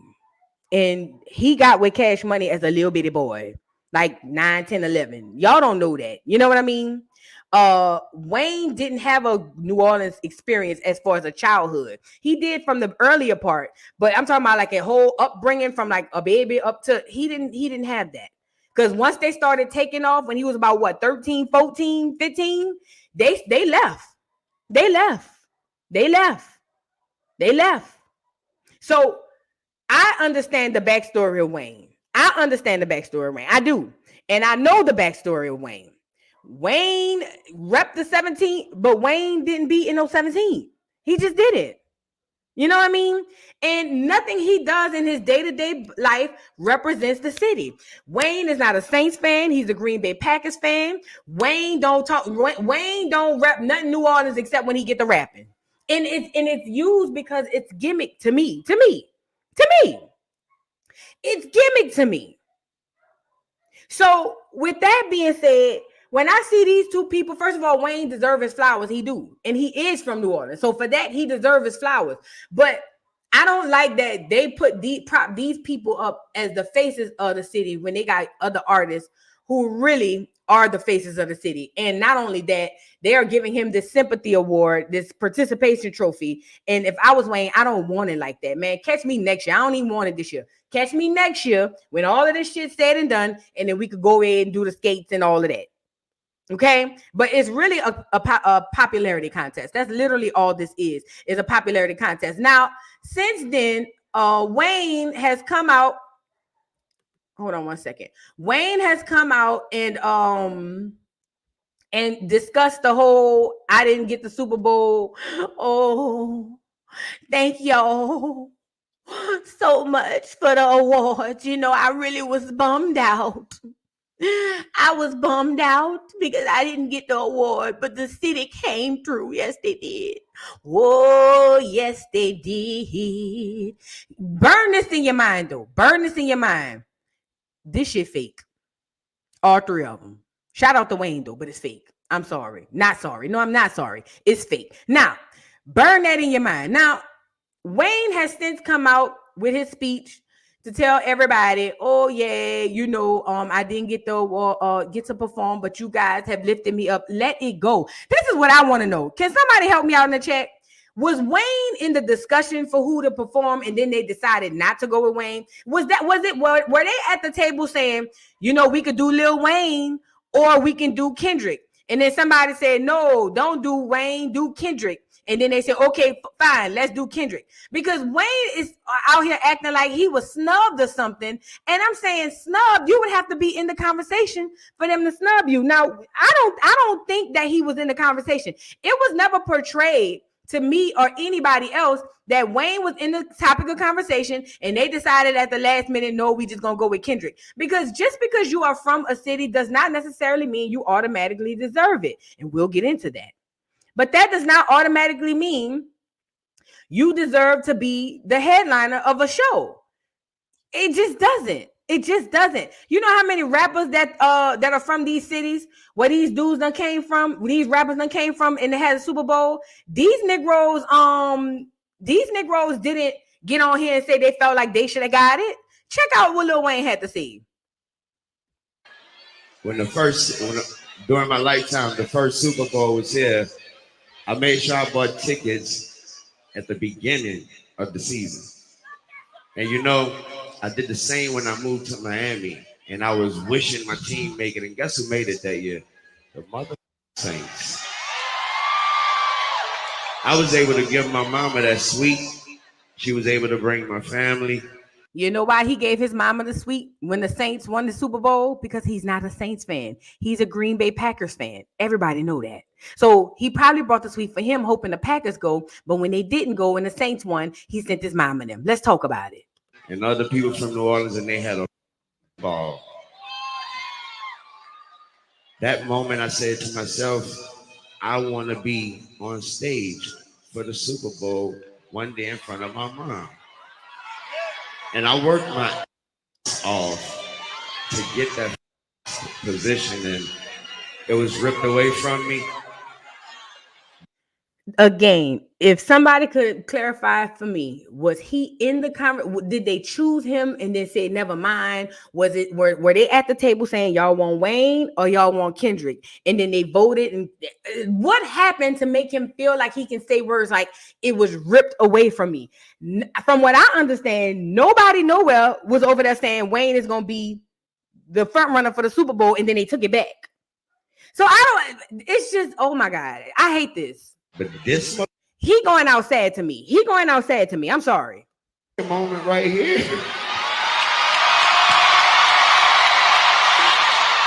They can't take that, man. They can't take that from me. Ladies and gentlemen, make some noise for yourself for being amazing. Music. Hey, Mr. Carter, I am him. Tell me where you been. You know, let me say this, y'all. Because I want us to be clear about how I feel about this situation. Lil Wayne is one of the greatest rappers that ever touched the mic, period. And I think that he deserves his flowers for just that. But the whole sympathy and, oh, it was ripped away from me. You are tarnishing everything, your whole legend, everything you put together by asking for sympathy. Like, nobody ripped anything away from you, Wayne. They just didn't choose you. And that's okay. That's perfectly okay. But to sit up there and be like, oh, well, he should have got it because he's a legend. Yes, he is a legend to the people who believe he's a legend. But there are people who don't feel like he's a legend. So now what? But you don't get to get your way because certain people feel like you're a legend. That's just that on that. It's just that. And I think that is so disingenuous of people to act like, oh, well, they did him dirty and da-da-da-da. And now we just going to give him all these awards and accolades for why? Because he felt played? Now let's get into the Super Bowl thing since we're talking about it. Hold on. Let's get into the Super Bowl thing since we're talking about it. Remember, I was the first one because I seen other people doing it. I was the first one to come on this on this YouTube and say, "What is Lil Wayne gonna do down at the Super Bowl?" Say, "I love, she had a lot of love and steal your heart. Never really had that. It was me." Okay. And I said, what is Wayne gonna do that y'all so anxious? Because he don't remember none of the mixtape shit. He don't remember it. He don't. He'll tell you he don't remember it. Okay. Now, I told y'all because of that, Wayne don't really have a discography that is really Super Bowl friendly, family friendly type teas. And people were telling me I was hating. People was like, but you from New Orleans, how could you say that? I'm just saying, I love Wayne. I think that if, no, I never go to a concert, but would I listen to Wayne? Absolutely. You know what I mean? But I got to call a thing a thing. He's not Super Bowl friendly. Now, here is one of the things. Look at Wayne, girl, on the song, because this is what y'all wanted at the Super Bowl. Hear me out. They say he not on drugs. Okay, but look at Wayne. Look at Wayne. That's all I'm saying. Look at Wayne.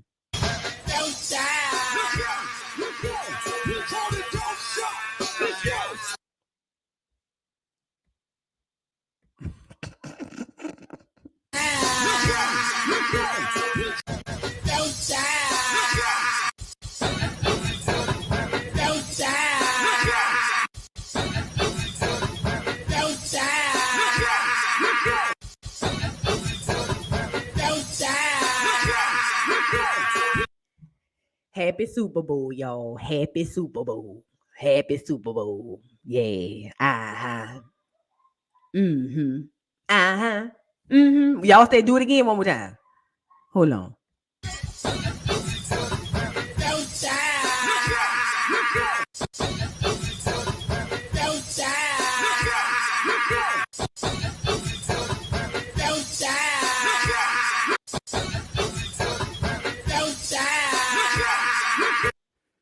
Happy Super Bowl, y'all. Happy Super Bowl.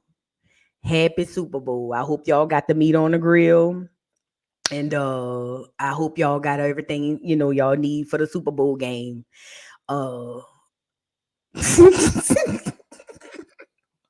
Bitch, I can't even look at this with a straight face. No.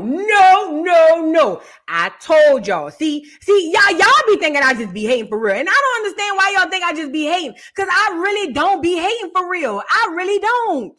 Y'all really just be saying, but Voodoo, you're just hating. You're just hating because he is this, that, and the third. No, I told y'all niggas. I told y'all. I told y'all niggas. Y'all thought I was playing, but I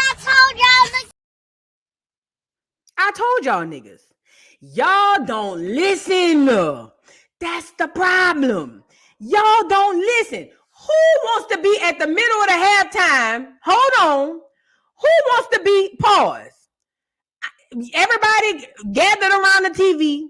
Hit me out. Everybody gathered around the TV.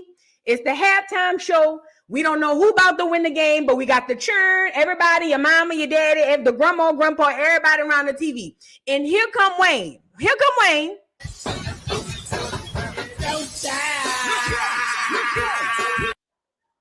Help me out. Somebody help me.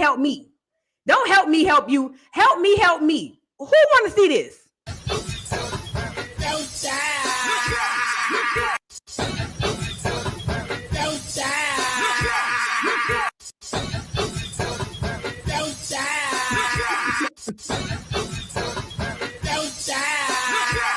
Yeah, show me, point them out. Who want to be in the middle of the suit? Girl, I don't care. Y'all, girl.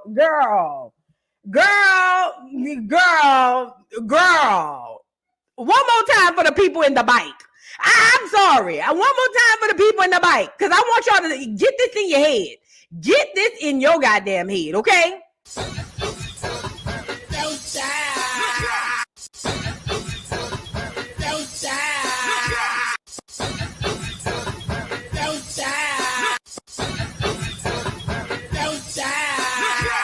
Y'all not about to play with no me. I don't care what y'all say. Hater, but Voodoo, you're just hating. You're from the city. How could you say that? But Voodoo, I'm talking about people in my family, friends, everybody. But Voodoo, how can you say that? You're from the city. He's from the city. Why would you say something about like that? That's our family. He's from the girl.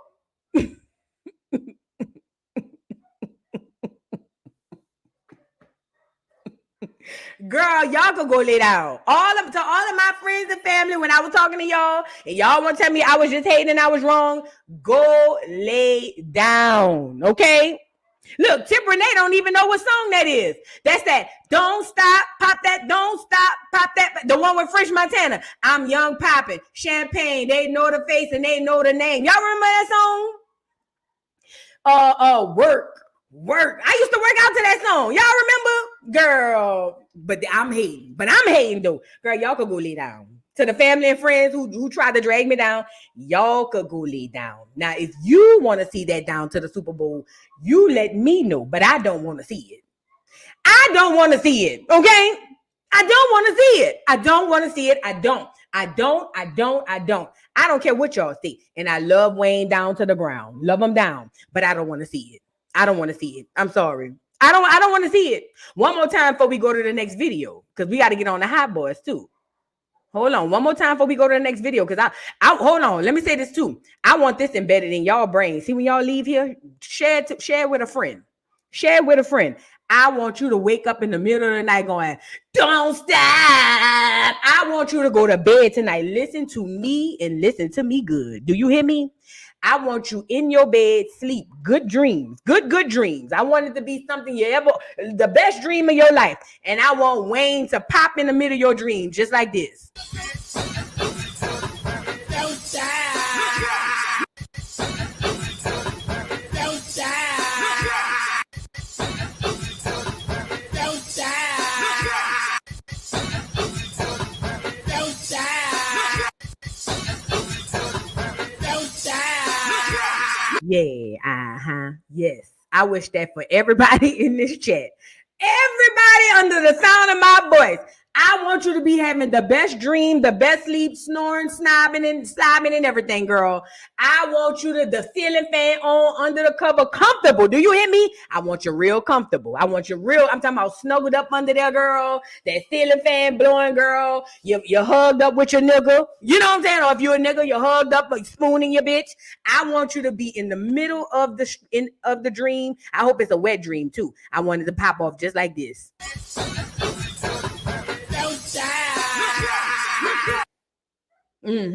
Yeah, that's what I want. That's what I want because I know what I say. Girl, I don't care what y'all say. I say what I say. I say what I say. I don't care what y'all say. I say what I say. I don't want to see that down to the Super Bowl. I don't want to see it. Now you can go see it. I don't want to see it down to the Super Bowl. Okay. Now y'all can go see it. I don't want to go see it. I don't want to go see it. Okay. Now, shout out to Wayne. Shout out to Weezy F though. Please say the baby. That's what he be saying. Weezy F baby, please say the baby. Okay. Girl, I can't play the music, so it's rough to really, you know, but let's go here. Let's go here.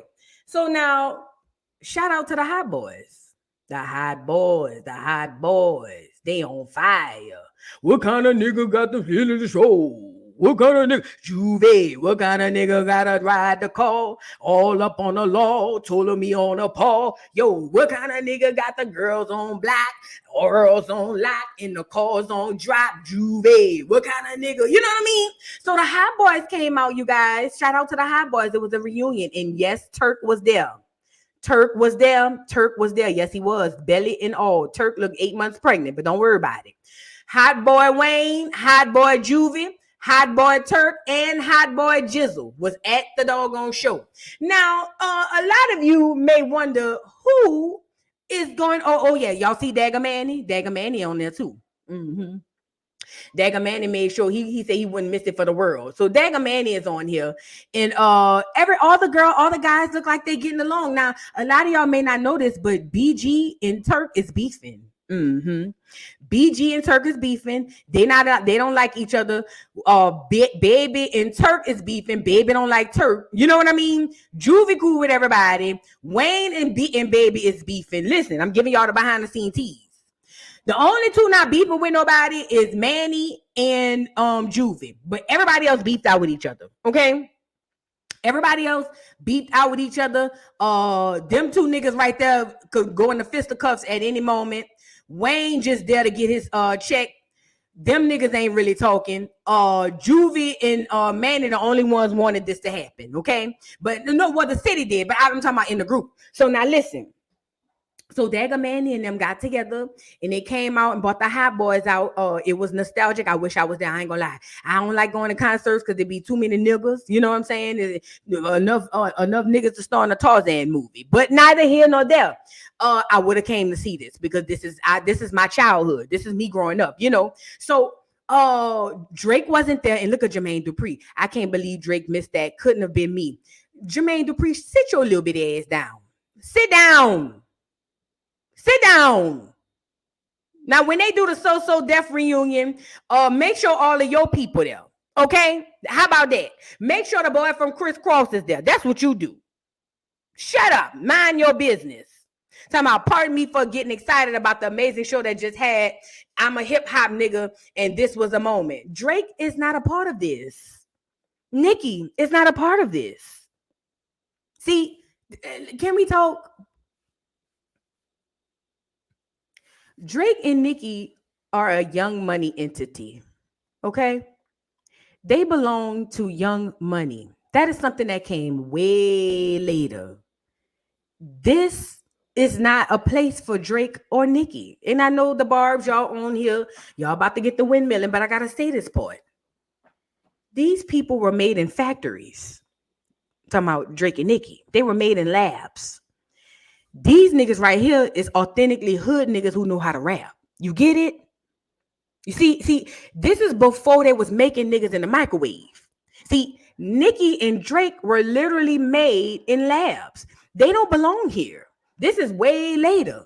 We talking about real authentic niggas who rap. You feel what I'm saying? Yeah, Nathal, they don't even go here. They don't even, Nicki and Drake don't go here. They don't go to this school. They don't go here with us. Okay? Let's talk about it, okay? Now, shout out to both of them. They have amazing careers, but they were literally made and molded in a lab. These some real niggas we talking about. Not only that, these niggas really like worked and got it out the mud.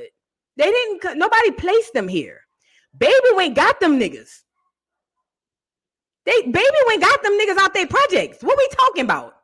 Like, these ain't no self. You know what? Does it make sense? So no, Drake and Nicki don't go here. They don't go to this school. They go to the other school. They go to the private school. They don't go to the hood school with us.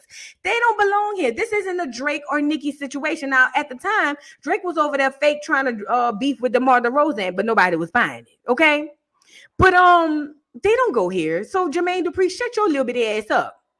Shut your little bitty ass up. You worry about the So Def reunion. We don't want to hear it. We don't want to hear it. We don't. Shut up. But neither here nor there. The Hotboys got together, y'all. What y'all think? Are y'all feeling it? What kind of nigga gotta go to the store? What kind of nigga gotta get down low, Juve? What kind of nigga got his boys on the block, staying on the lock, and he don't give a drop, Juve? Yeah. Shout out to the Hotboys. I think this was a thing. And no, we was not looking for Drake. We wasn't. Nobody was looking for Drake. Nobody. Okay. Literally nobody. Now they had some more things going on. Hold on. They got some more video. Hold on, y'all. Hold on. Now look, girl. I don't know where they was performing. Look at Dagger Manny. You see Dagger Manny? Look at Dagger Manny. Shout out to Manny. I never thought when they was younger. First of all, let me start by saying this. I never thought that I would think Juvie would be the one to look the best when they got older. Juvie the oldest and look better than all these niggas. Are y'all ready to talk?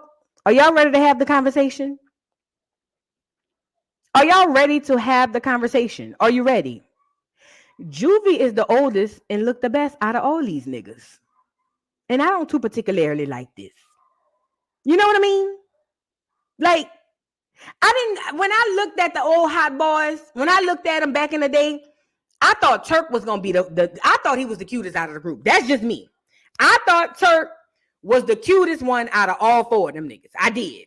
I didn't like all the goals on Juvie. I didn't like that. I thought Turk was the cutest one. He had 2 slugs, 2 at the top, 2 at the bottom. That was fire for me. You know what I mean? I didn't peg Wayne to age 100 years in 20, but he did. That nigga looked like Benjamin Button when he first came out the womb. You know what I mean? But I just never thought Juvie would look the youngest and the best out of all of them back then. You know what I mean? But he did. And Dagger Manny got on the mic and said, "My brother's prepared and never missed a step." I guess this was the rehearsal. I don't know. Shout out to Dagger Manny. But they got together. They did they 1-2 blink, yin, yin, yin, or whatever the case may be. And it was a time. Now that's Jizzle with the long braids, that with the long dreads. You know what I'm saying? Let me see.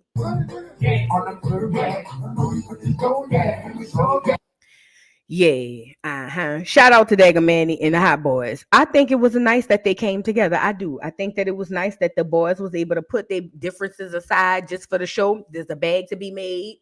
I hope they got paid. And they were able to put their differences aside to come together to give the people of the city of New Orleans and the other Hotboy fans what they wanted. And this is indeed what they wanted. Shout out to the Hotboys, Wayne and them. Wayne, Juvie Turk, and BG Jizzle. You know, he out. He been gone for a long time. So, you know, these niggas went to jail, came home, and, you know, still got stuck back in 95. But neither here nor there. They came together. I thought it was beautiful. I just don't like that. I think that it's messed up to give Wayne flowers for something other than being the great that he is. Don't give it to him because he got so-called snubbed for the Super Bowl. Give that man his shiz not eat because of who he is. And let me say this too. Not only Wayne should have got the flowers, the Hotboys should have got the flowers. Can we talk about it? I think all of them should have got a key. And the Hotboys need a star. Because without the Hotboys, you got to understand, when Wayne first popped off, he didn't rap that good. He wasn't even the best rapper in the group. When the Hot Boys first popped off, that he wasn't. People gonna believe that. People gonna say that I'm hating. I'm telling you the truth. When the Hot Boys first popped off, Wayne wasn't even the best rapper in the group. That nigga was probably third or fourth, depending on how much you like Juvie. Because between Turk and BG, those were the best two rappers in the group. Facts.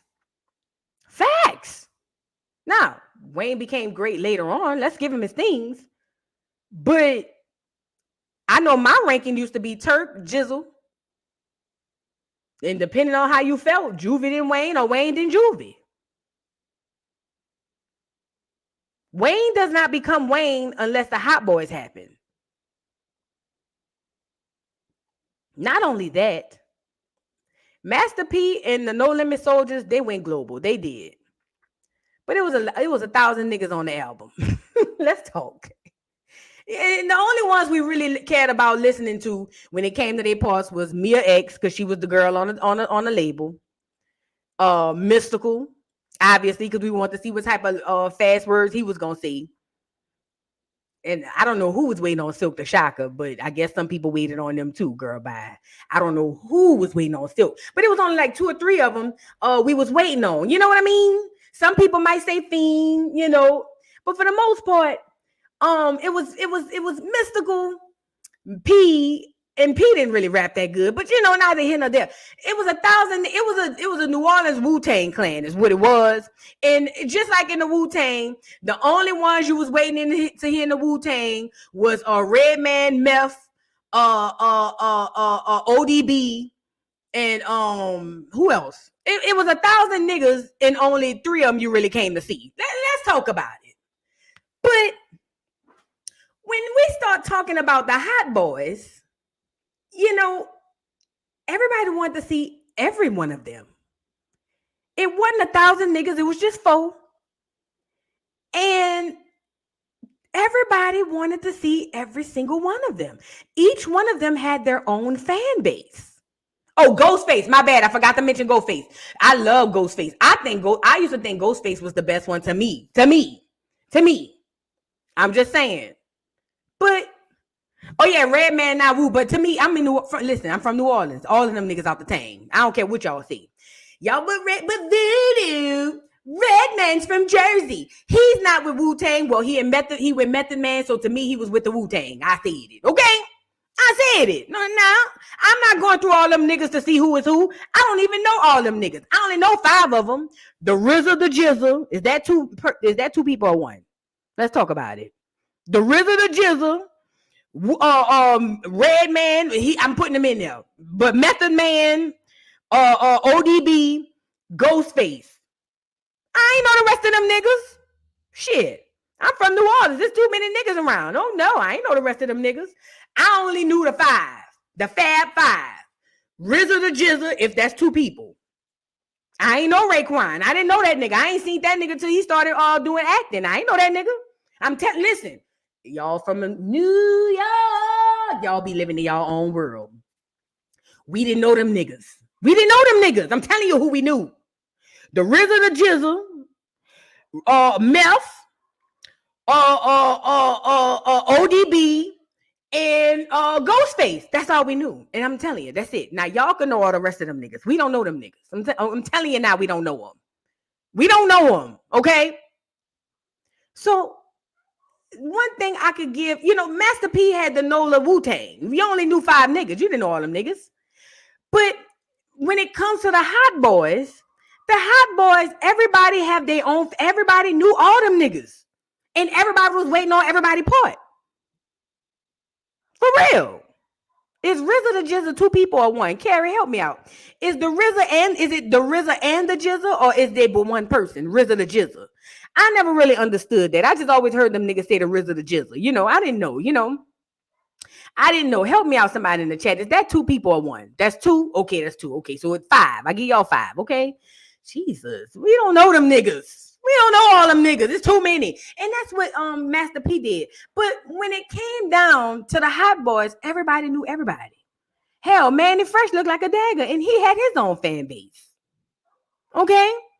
All right. So I think that the Hot Boys need a star on the Walk of Fame.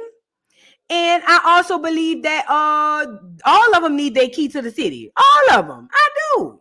And Wayne, obviously, because he went off and did way more. But if can I say the most unpopular opinion? Can I say the most unpopular opinion?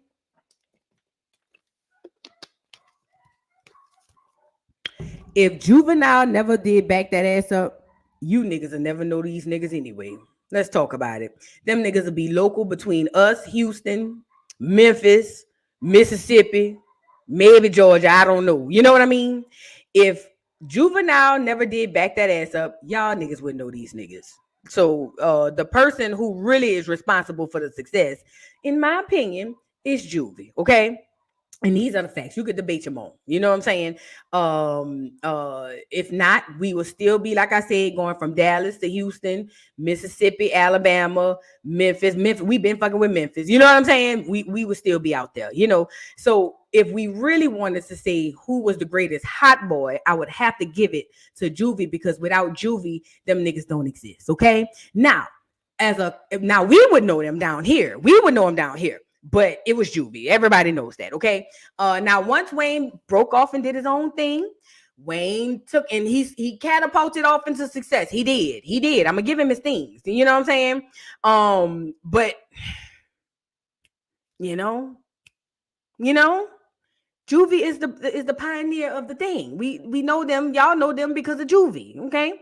But Wayne is the better rapper, and that's just the facts on that. Now, why is this important? They had a great time at Lil Weezyana Fest. I'm glad the city came out. They say the whole city came out. They say everybody was there. I saw on my personal Instagram, not on my other Instagram, but on my personal Instagram, where the people I actually know, I think the whole city came out. And shout out to the city, man. I just, like I said, give Wayne his things, but don't give it to him on no sympathy shit. Give it to him because he deserved it, okay? And again, the Hotboys need a star on the Walk of Fame as well. Shout out to the Hotboys, man. Everybody who went to the concert, they said it was lit. I didn't go, but they said it was lit. They said that concert was a time. Do you hear me?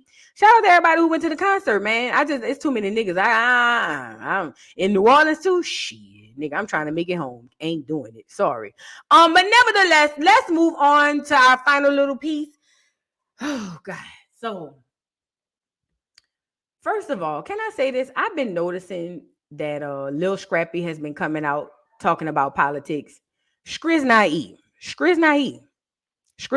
Yes. Skriz Naive has been coming out talking about people who vote Republican don't do their research. And I'm saying, but Skriz Naive, can you read?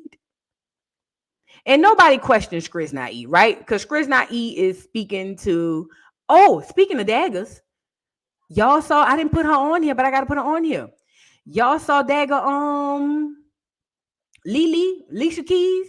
Look at Lily, girl. On the wall, every single one is a man. One black guy.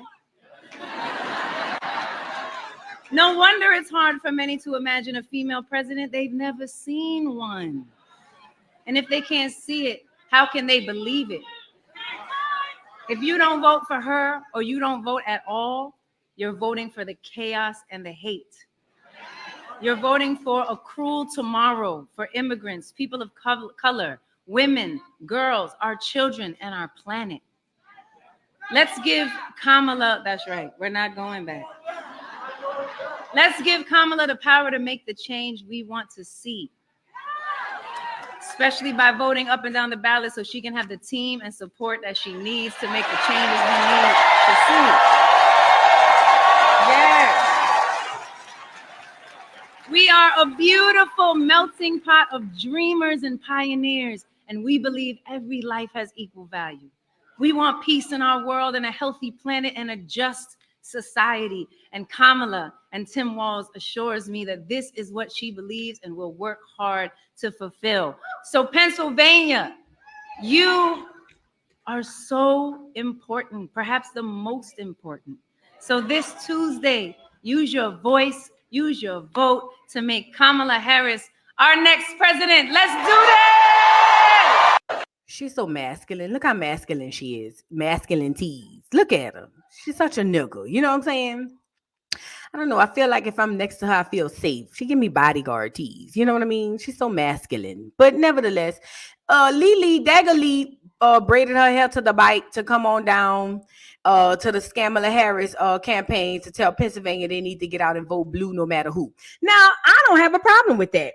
Vote blue no matter who. You know what I mean? But my thing is with Lily is, girl, last time we seen you was taking that lady husband. Now you want to come on here and tell us to vote up and down the ballot because Kamala told you she's going to do right by you? It's a melting pot. The half and halves love calling stuff melting pots, don't they? Because they a melting pot. You know what I mean? Shout out to the half and halves. But they love using that type of word. Oh, it's the melting pot. You know how I feel about the pot now. You know how I feel about the pot. Last time I seen Dagger Lee, she was taking that lady husband. But neither here nor there, she decided to, come on out with her shoulder pads on. And represent for Kamala. What do y'all think? Are y'all gonna does Dagger Lee, does she make you want to get up and go vote? Does she make you want to get in your car and crank it on down to the voting polls and and go cash your ballot and get your sticker? Does she make you want to do it? Does Dagger Lee do it for you? Does she do it? I would like to know that. I know for me she doesn't do it, but neither here nor there. Thank you, Chaz, for the super chat. Why Willie ain't up there with Kamala? They say he's 100,000 years old, child. And she got a husband now. She got a husband now. So I guess she can't have her ex-man up there with her new husband. Yeah. Thank you for the super chat. You guys, I just wanted to show y'all. I forgot to bring her on here, but Dagger Lee sure did come on here with her shoulder pads and she shrugged them up to tell y'all to get y'all ass out and vote. Okay. Now I want to go here. So there's this thing called a public voting record, right? In said public voting record, it'll tell you, like, you can literally look up and see who voted and how long they voted, right? Like the last time they voted. So, for instance, Skriz Na'e is out here telling people to vote for Kamala and telling people if they don't vote for Kamala, they are uneducated. And the question still poses itself: Can Skriz Na'e read? That's a real question. Can the nigga read? Because bring back literacy tests. That's what we need to do. Bring back literacy tests. Let's start making these niggas take literacy tests in order to be able to speak about these type of things. That's what I believe. You know what I mean? But neither here nor there. So Skriz Na'e telling everybody to vote. And as y'all seen, Waka Flocka had came out. Waka Flocka had came out and said that he's pro-Trump and pro-right. And then all the people dragged him down to the ground. And also Le'Veon Bell came out. And he says that if Kamala wins the election, he's going to leave. And the people have been losing their minds, okay? Because he says, I'm leaving the country if Kamala Harris wins. And look at quiet. Boy, bye. Quiet, don't make me get on you. Now, that's Quiet from Married to Medicine. I just seen she was up here talking about boy, bye. Quiet, don't make me get on you. Because you a theatrical moment within yourself. Okay, but I noticed that a lot of people telling this black man to leave, right? Leave his own ancestral lands. Ancestral lands. He's a football player. Le'Veon Bell. He's a running back. I used to have him in my fantasy team. He's a football player. But I find it funny that black people are going against other black people in defense of an Indian woman. I don't think that that's okay. Now, it's one thing for the clear people to say leave. You expect it. But why are black people battling other black people behind foreigners? I had the same situation on a channel before on YouTube when I was talking about Wendy. Wendy from Real Housewives of Potomac, the Nigerian girl. And when I got on there and said, I don't think that Wendy represents Nigeria. She needs to be representing Nigeria because she cosplays Black American. I got a lot of flack. And, it kind of made me feel away because it was from my people. Like, why is you windmilling on me against the foreigner? Like, for real? So now that there's a public voting record, people are going around being able to pull up if you've ever voted and say, well, you don't get to talk because you've never voted. I don't understand this whole public voting record. Why do we have a public voting record? Why does your neighbor have to know if you voted? This is a real question. What business of the neighbor is it if you voted or not? Why does my next door neighbor need to be able to look up online if I voted? And him not voting in the past don't mean that he don't get a say. Him not voting this election don't mean he don't get a say. It's the people who vote wrong who always be the loudest.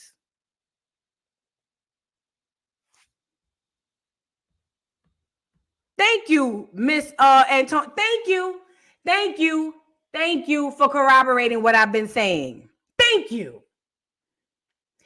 Yo, I am a Nigerian living in Nigeria, and Voodoo is right. Wendy has never represented us or our culture. She's too busy trying to be just. Thank you, Jesus. Thank you. I cannot thank you enough. Thank you so much. Thank you. Because see, when I say it, my people drag me. But somebody in Nigeria who is Nigerian is saying it herself. Thank you so much, ma'am. I sure appreciate you. Thank you so much. She's literally trying to be Giselle. I told y'all she's trying to be a Black American. But when I say it, I'm hating. When I say it, I'm hating. She has come over to America. I don't know if she was born here, but she's in America cosplaying. She's not even authentic to herself. You are the only Nigerian woman on the show. You should be giving us Nigerian food, Nigerian culture. We should be taking a trip on one of the cash trips to Nigeria to find out about your village and boom, boom, boom, boom, boom. That's what you should be doing. But no. She over there cosplaying. Neither here nor there. Because it ain't about Wendy. Thank you, Miss Antonia, for saying that. Thank you so much. Now, this public voting record is a thing. And these people are on here saying that he shouldn't be able to talk because he's never voted. So now people went and looked up his public voting record. Waka too. Hold on. Let me go get Waka. Waka too, because Waka has been very vocal about not just voting blue no matter who. Like Dagalili just told y'all to do. Remember, Dagalili just told y'all to vote blue no matter who, up and down the ballot. That's what she said. Vote blue no matter who, up and down the ballot. Hold on. Let me go get Waka on here. Now, Waka has come out and said that he's not voting for Kamala. He said he's going to vote for Trump. And the people went to dragging Waka talking about, you don't get to say because we looked you up and you ain't never voted and blah, blah, blah, blah, blah, blah, blah. Again, I still don't understand why that is any business of anybody who votes or not. But neither here nor there, because I'm not hiding the fact that I haven't voted since Barack. I done fooled you niggas again, Obama. I've been very vocal about that. That was my first and only presidential election I've ever voted. I didn't even vote for him the second time. Once and done. That was it. I voted for him that first time, talking about we gonna make a change, and they played they played I was born by the river. I was crying, and I went snotted and cried down to the polls. Didn't vote ever since. So Waka says, Big T24, if you don't like me or don't F with me based on my views, then the love was never real. And if you engage in public disrespect, I would never go back I would never go back you ever. Okay, or whatever. I just don't know how things need to be moving forward. Just don't physically touch me then. You get it 100. No one made me vote this way or pay me. No one can't. He says, I choose Trump for my own reasons, unlike so many I know, but to each his own. God is the only judge, and God know my heart. But if you truly knew and know my plight, I'm all for independence. Let me say this. Again, has nobody ever sat down and asked yourself, why all these celebrities coming out on the side of Kamala? Think about it. Why all these celebrities? And I get it. They got celebrities on both sides. But they got a whole lot of celebrities coming. Do y'all believe that every single celebrity that came out in support of Kamala Harris really? Do y'all really believe they really support her for real? Tell the truth. And if y'all haven't seen my video I posted about Cardi, go look at it. It's on this channel. Y'all really put a 1 in the chat if y'all believe all these celebrities really and truly support Kamala. Put a 2 in the chat if you think that they're either forced or paid. This is a real thing. Put a 1 in the chat if you really and truly believe that these people are endorsing Kamala Harris because they really believe in her politics. Put a 2 in the chat if you believe that they're either forced or paid. I'm just being real because everybody coming out of the woodworks, and it's bothering me and upsetting me and my homegirl because I'm sitting here thinking to myself, well, wait a minute.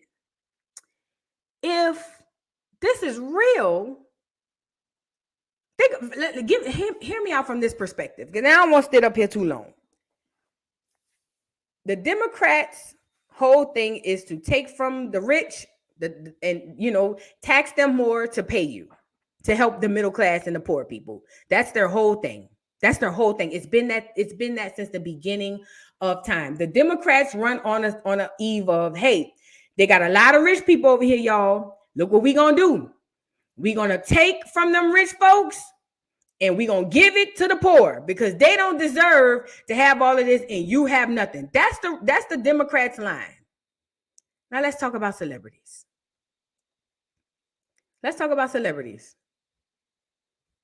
Celebrities are rich. Hear me out. Celebrities are rich. They are. They have money. Somebody like Cardi B got money. She does. Why would a celebrity endorse a party who's going to take money from them to give to the poor? Hear me out. Why would somebody rich, if we are to go on what they're saying the Democratic Party stands for? Kamala says it even in her doggone her commercials. We're gonna tax those rich guys and we're gonna give it to you guys because they are rich and you are not, and we're gonna take from them and give to you. This is what they say. Now, why would the rich people vote for people who trying to tax them? Just hear me out. Why would rich people vote against their best interests? Meaning, hear me out. They're rich for a reason. Why would rich people vote against their own best? All these rich politicians they done had up here. Why would they vote against their best interests? Why would Cardi vote to get more taxes taken out of her check? Now, I know middle class people, they do it because they think that that's what the celebrity's doing. Think about it. Make this make sense. They're not going to do that. So the fact that they're saying they're doing it makes me want to say, well, is this real? Some people say they're getting paid. I don't think they're paying the celebrities. They don't have to. They get paid throughout the year. They pay the social media people. They don't pay the celebrities. Why would they pay them? You already got paid. You rich, right? You famous, right?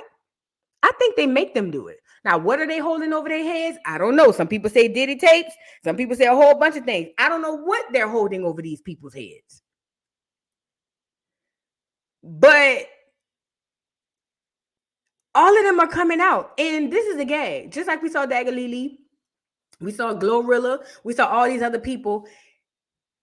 Everybody has to read from a script, even Beyonce. And reading from this script, they cannot venture off from the script. So much so, just like Cardi, she tried to come out there, and I guess, I don't know if she couldn't see the teleprompter or nothing, but she was a nervous wreck because she realized, oh snap, I can't do this without my script. And look at how Cardi reacted. Look. 1 second, guys. 1 second.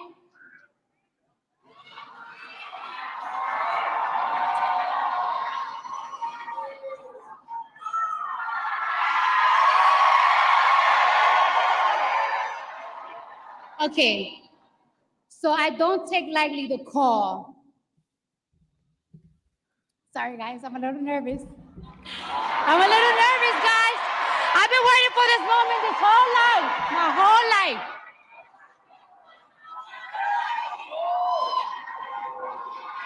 I need patience over here. Patience, where are you, girl? I need patience over here.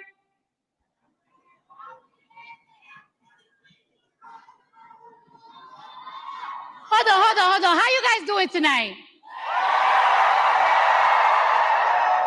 How you guys doing tonight? Are we ready to make history?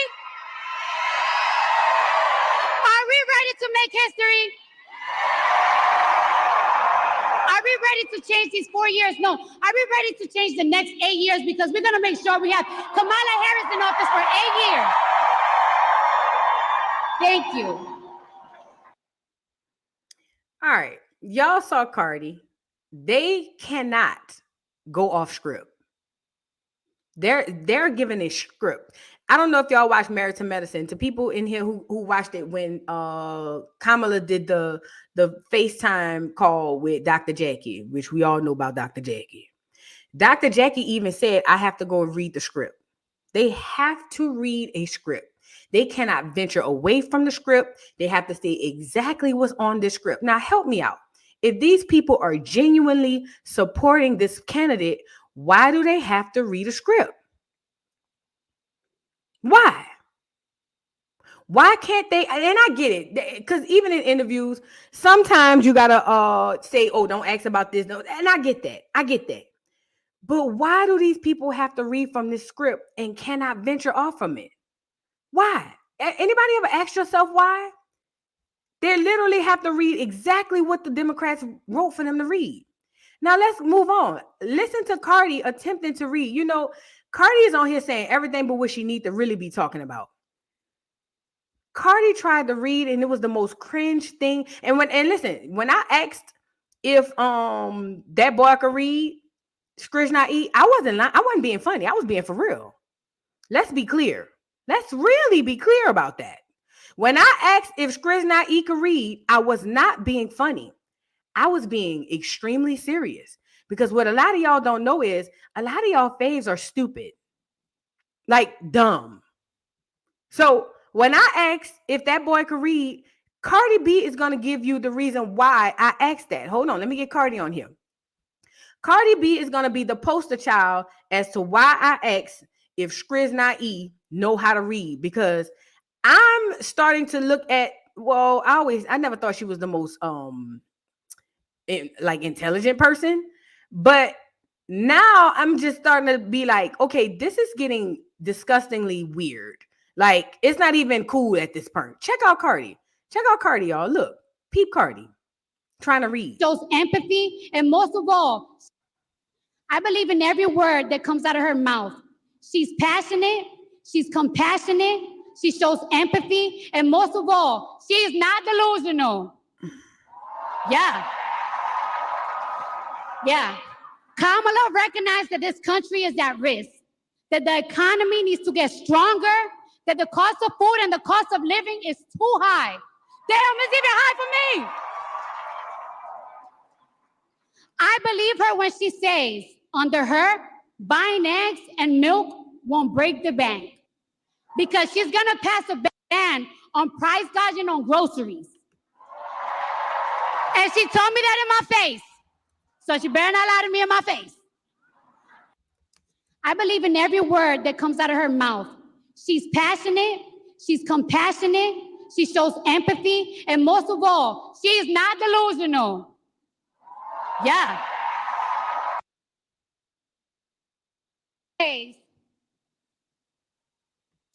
He's going to protect women whether they like it or not.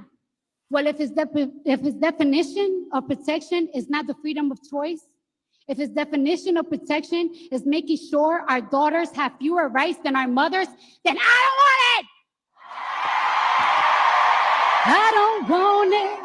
I don't want it. I don't want it. Trump says, we all knew Trump was a hustler, but hustling women out of their rights to their body is nasty work. hustling Americans out of their hard-earned money by selling Trump watches, Trump sneakers, and Trump Bibles. Today is your wallet. Tomorrow, he'll be conning you out of your healthcare rights. And that's a fact. Donald Trump talks about how he has a concept of a plan, but America, the only concept of a plan he has is a plan to hustle you. Yeah.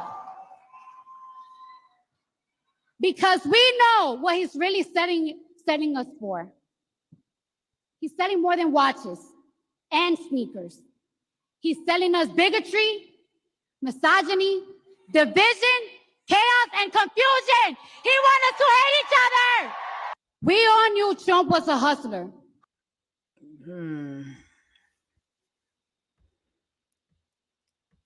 What else do them people got to show y'all? This is a real question. If you didn't think this shit was scripted and phony before, we literally watching this girl read. She couldn't even talk without the phone. What else she got to show y'all? The script is right in front of you. It's right in front of you.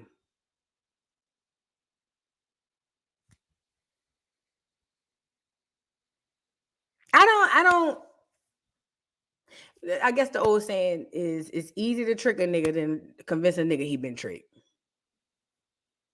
You know what I mean? Like, and she's struggling to read. What grade Cardi dropped out in? It had to be like the 4th or the 5th. I see why Offset be cheating on her. She's slow as a turtle.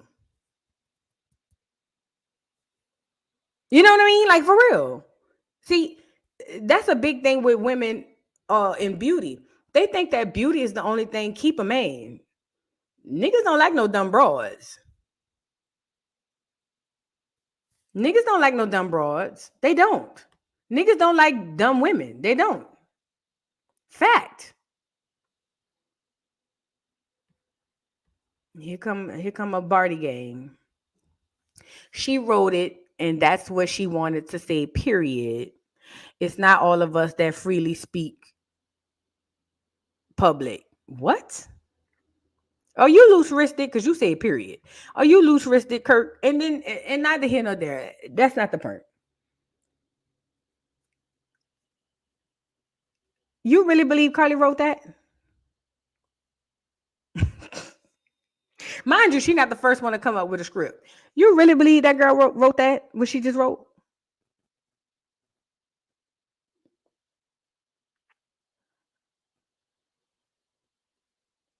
If she wrote it, you don't think she would have been able to at least what's the word I want to use? Improvise until she got the script? Like, think about it. If she really wrote that, it wouldn't have taken nothing for her to say, until, hey, I need my assistant. But until then, let me say something. I'm voting for Kamala because I know that she's going to do X, Y, and Z. I believe that this is that, and that is this, and this is why, boom, boom, boom. That's what she would be doing. Even if she don't know the word for word, she will be able to at least improvise until she got the phone. I genuinely like this woman, and I genuinely want her to be the president. She don't have to go with, how y'all doing? All right. How y'all out there? Woo, y'all got my album? No. Okay. She wouldn't have to do all of that. She wouldn't. She would have been able to improvise until she got whatever words, if y'all don't want to call it a script, until she got whatever it was in front of her, and she could just go from there. But she couldn't even do that. Because whether y'all want to believe it or not, these people are puppets. We've already talked about it. Malcolm X done told y'all, these leaders, these so-called leaders, Lena Horne, Dick Gregory, they're puppets. They're puppets. They cannot go off script. Girl, I read somewhere somebody said no wonder it take her long. Somebody said she do work hard in the studio to rap because she can't even read in English. Girl, I said, oh my God.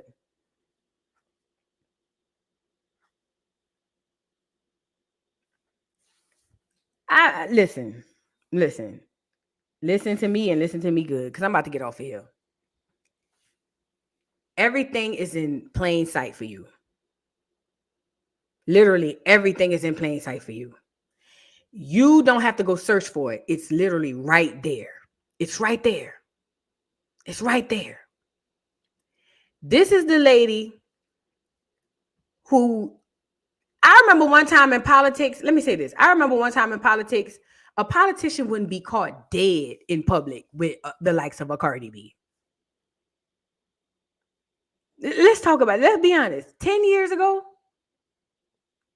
a politician, 20 years ago, a politician wouldn't be caught dead in the likes of with the likes of Cardi B. They wouldn't. You wouldn't be able to pay them. You wouldn't be able to pay them because of who they are and their reputation.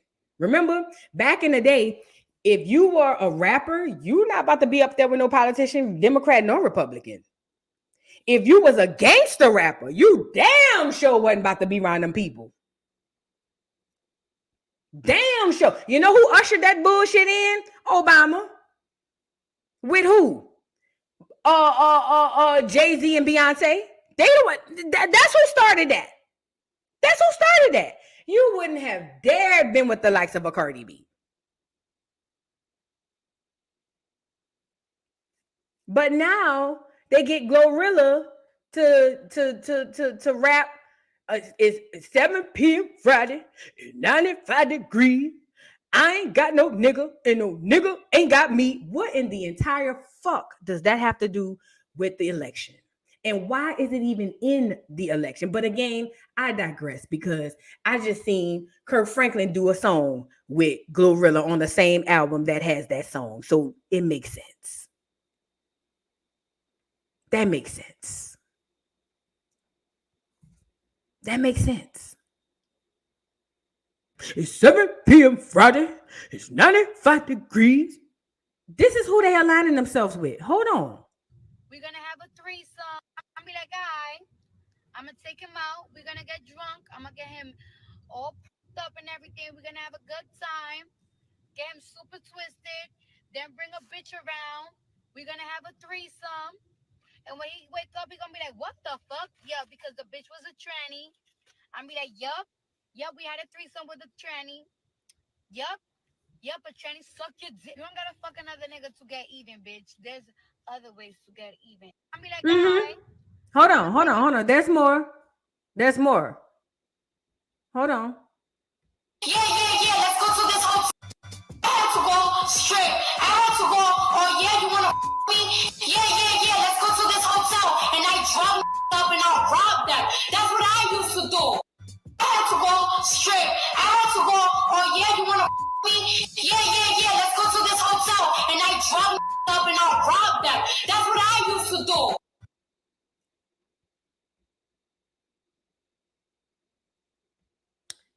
I'm going to leave y'all with this, man. Because this whole, first of all of the celebrities they bought out got shady passes. Every single one of them. Every single one of them have shady pass. But this one right here, I was like, wow. Like, fuck it. But then again, it's not off brand because like I said, Megan was over there, body, yada, shaking ass all on the people. Glorilla was over there, 7 p.m. Friday, 95 degrees. I ain't got no nigga, and no nigga ain't got me.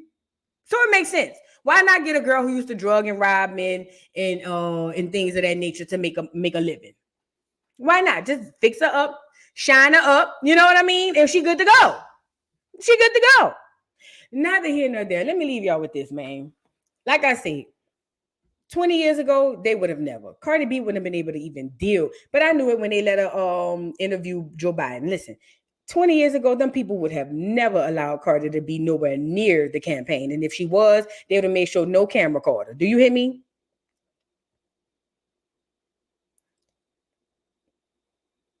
Cardi, first of all, ain't a Black American. She said it in her own speech. She come from 2 immigrant parents, and she's the product of the dream. I don't know what dream, but whatever. So she don't represent us, even though she is in our culture because we just opened our arms.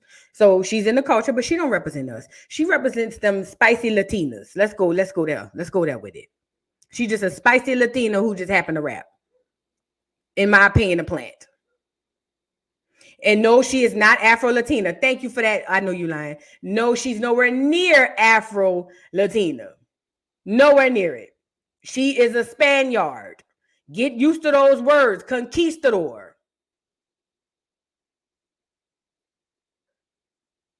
Conquistador.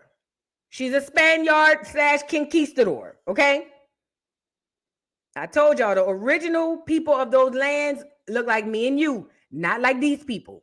But neither here nor there. Listen, everything is being shown in the forefront. Everything is right there in front of you. And because we are in a society that believes bad is good and good is bad, and right is wrong and wrong is right, and left is right and right is left, they are doing stupid shit like pushing abortion as women's rights. You don't have a right to your body. Women, is you on here? If you had a right to your body, they wouldn't have made you get the jibber jabber. You don't have no right to your body. If you had a right to your body, you would be able to say and do certain things that you're not able to say and do on YouTube. You don't have a right to nothing. It's all smoke and mirrors. It's what it is. And they got you believing the right to just frivolously go get pregnant and abort a baby is women's rights. That's not women's rights. When y'all start digging into what they doing with these fetuses, when y'all start digging into what they taking out of your body, I think you might look at it a bit different. Okay? Those are not women's rights. In the 80s, we fought against this. We didn't want the so-called rights that they were pushing on us. We talked about it on this channel. I don't know how we went from that to this, and I get it. It's all propaganda. But we got the worst of our culture representing us, and then foreigners also representing us, and they're telling us about women's rights. Trump was to give us a right, but girl, I was like, what? Trump says he's going to protect us even if we don't want to be protected. Bitch, what? I want a man to protect me. The fuck? What we doing? Is we protecting black women or not? I want a man. I don't care what color he is. If he gonna protect me, please. I am not one of these feminist forward ass bitches. I want to be protected. I want to be with a man and feel like if he gonna protect, I don't have to worry about it. I want to feel like that. I don't know, but you bitches, you G.I. Jane assholes, y'all want to go beat Chung Lee and play karate with these people. I want to be protected. Now, y'all go play G.I. Jane if you want. I'm not doing it. Okay? With that being said, y'all, my nerves just be bad because I'm like, how do they not see this? But again, it's done for a reason. I just don't understand how people don't see it. Tina, thank you for the super chat. It's 9-something people in this live and only 4-something likes. Y'all get the likes up. Come on now, get the likes up. Yes, get the likes up. Get the likes up. Thank you again, Tina. Did I read all of the super chats? Son, thank you for the super chat. That voting can be used against you too. Your job. What you mean? You think they're gonna stop? They're gonna stop hiring people who don't vote? Probably. It won't surprise me, son. Thank you. The Don, thank you for the super chat. Voodoo, did you read about Shillan gang pretending to be construction workers and stole $3.6 million from Wells Fargo in LA? No, I didn't hear about that, but happy for them. Shout out to them. I don't like banks anyway. Shout out to them. I didn't hear about that, but I'll sure look it up. Dimple Pop, thank you for the super chat. Voo, I just want to admit you are right.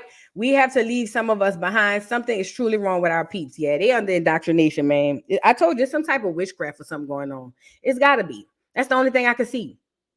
It's got to be some sort of witchcraft happening. But with that being said, y'all, I'm about to jump off here and go decorate my room, or at least start to decorate it, because I got to do baddies.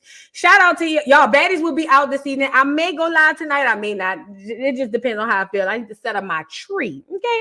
With that being said, I love y'all down to the ground. If you're new to the channel, subscribe and like the video for everybody. And if you're returning to the channel, welcome back. I appreciate each and every single one of y'all. Love y'all down to the ground, and I'm about to Joce y'all up out of here. Peace. Can you hear me now? Oh, let's go. It's your boy Big Chew. The voice of the beat. You know what I want? Blaze up. Come on, blaze up. It's the beat for me. Wow, wow, wow, wow, wow, wow, wow, wow, wow, wow, wow, wow, wow, wow, wow, wow, for your guy, for your B-O-Y. Drop it for your guy, for your B-O-Y. Do it for your guy, for your B-O-Y. Come on, baby, we live. For your boy. For your boy. Also for your boy. Fix it for your boy. Drop it for your,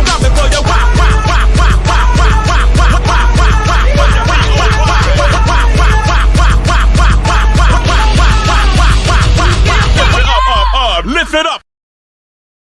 Mr. Carroll, how you give the voodoo doll time to talk? I don't get no fucking time to talk. Who the voodoo doll is? The nigga you just had up here.